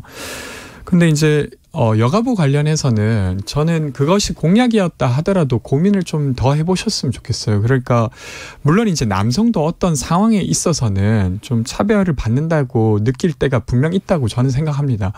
근데 어쨌건 사회 구조적으로 봤을 때 시간당 임금의 측면에서나 아니면 어떤 영역별로 그러니까 고위급 임원직의 비율의 측면에서 보면 여전히 여성들의 비율이 아주 낮아요. 매우 낮죠. 그리고 최근에 이제 신당역에서 스토킹 살인이 있었는데 예를 들면 성별에 따라 안전의 정도도 저는 다른 것 같아요. 그렇다고 하면 이 문제를 풀기 위한 어떤 부처로서 보완하고 이제 강화해 갈 것은 강화해 가야 되는데 이런 논의 전체를 다 엎어버리는 방식으로 여가부 일단 폐지하고 남성들이 차별받고 있는 부분만 드러내는 게 정말로 국민들을 위한 것인지 좀 고민해봐 주셨으면 하는 마음은 여전히 있습니다. 말씀하신 대로 지금 어쨌든 여소야대 상황이기 때문에 민주당의 어떤 동의 없이는 정부조직법 통과가 어려울 거기 때문에 말씀하신 대로 정부에서 조금 더 이 문제에 대해서 야당을 설득할 수 있는 작업이 더 필요할 것 같고요.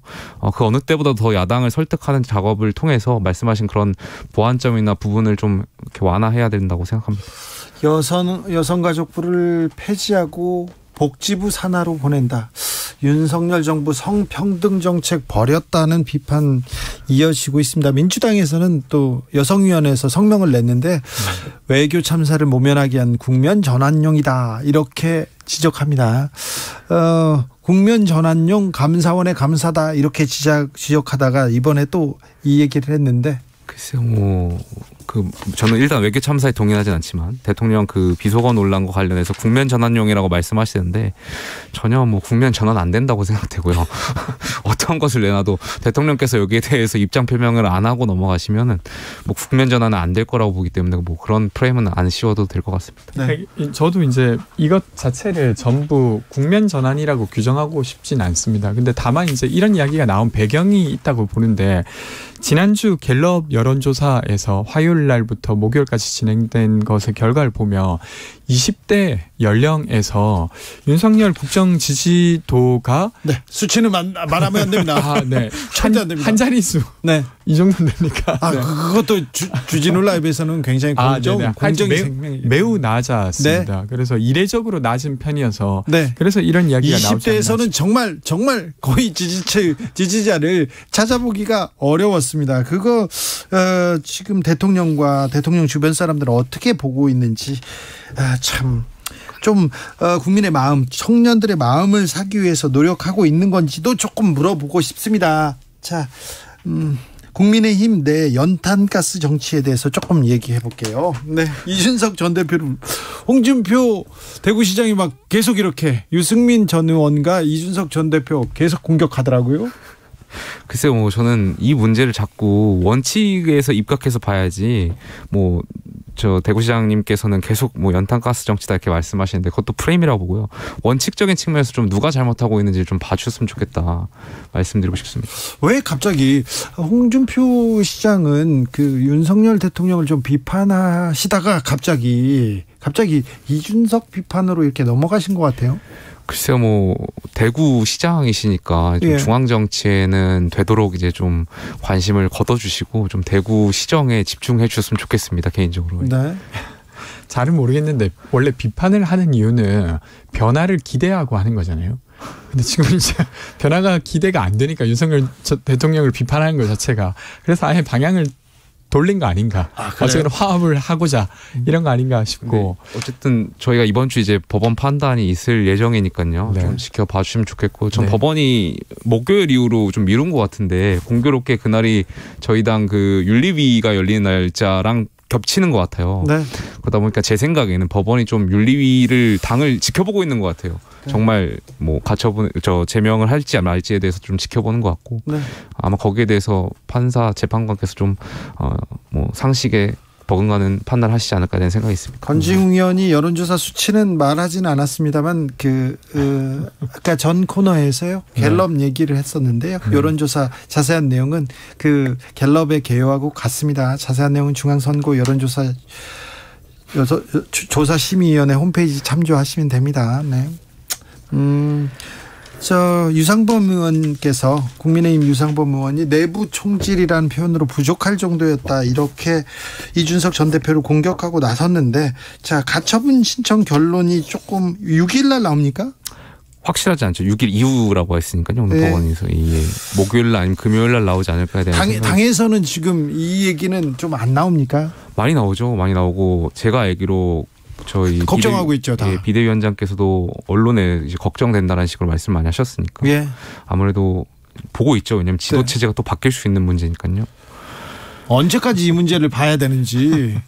그러게요. 인용되게 되면 사실은 조기 전당대회도 그 법의 논리에 따르면 불가능한 걸로 저는 되죠. 보여집니다. 그러면 이제 유일하게 남은 김용태 최고께서 그리고 원내대표와 이제 정책위원장 이렇게 세 분에서 이끄시게 될 텐데 차라리 그럼 당대표 되는 거예요? 김용태 최고가 지금 유일하게 남은 최고위원이잖아요. 맞아요. 그렇게 될 수도 있네요. 모르겠습니다. 그 주호영 원내대표의 그 선관위 하여튼 뭐 여러 가지 일단 법원 판단을 좀 지켜봐야 될 것 같습니다. 네. 제가 여기서 말씀드리기가 되게 적절하지가 않아서. 그러면 또 우리가 또 김용태 최고위원을 응원해야 되는. 저번 인용을 응원해야 됩니까? 지금 어떻게 될지 잘 생각해 보면 국감도 그렇고요. 네. 국민의힘 소식도 그렇고 정치권 상황 이렇게 돌아가 보면 지금 가장 중요한 환율 문제, 민생 문제, 물가 문제 잘 따지고 있나 이건 좀 물어보고 싶습니다. 물어보고 싶어요. 감사원이 이렇게 갑자기 튀어나왔다 이렇게 생각하는 사람들도 있을 거고요. 여가부 폐지가 왜 나와 이런 얘기가 나오기도 할 텐데 좀 민생을 좀 더 챙겨주셨으면 청년들도 좀 챙겨줬으면 하는 생각 많죠? 그러니까 저는 아까 노인 일자리 좀 이야기 드렸는데 노인분율이 엄청 높잖아요, 한국에. 근데 그러니까 하루에 3시간씩 월 27만 원을 받는 일자리가 지금 대거 축소됩니다. 네. 근데 그것이 축소되는 대신 민간에서 일자리가 생기면 된다고 윤석열 정부 설명하고 있는데 저는 전혀 납득되지 않아요. 근데 이런 것들 좀 논쟁하고 만약에 좀 잘못 생각하고 있다면 바로잡고 이런 것들을 해야 되지 않을까 싶습니다. 말씀하신 대로 저는 사정정국으로 가는 거는 원치 않고요. 네. 뭐 문재인 대통령, 전 대통령 같은 경우는 소주성이다, 어쨌든 탈원전이다 명확한 정책이 있었잖아요. 그러니까 네. 윤석열 정부도 이제 정책 대결로 가야 된다는 말씀 드리고 싶습니다. 그렇습니다. 김용태 최고 그렇게 지적하네요. 사정은 말고 민생 정책 대결로 가자. 김용태, 권지웅, 김용태 두 분 감사합니다. 고맙습니다. 주진우 라이브는 여기서 인사드리겠습니다. 저는 내일 오후 5시 5분에 돌아오겠습니다. 지금까지 주진우였습니다.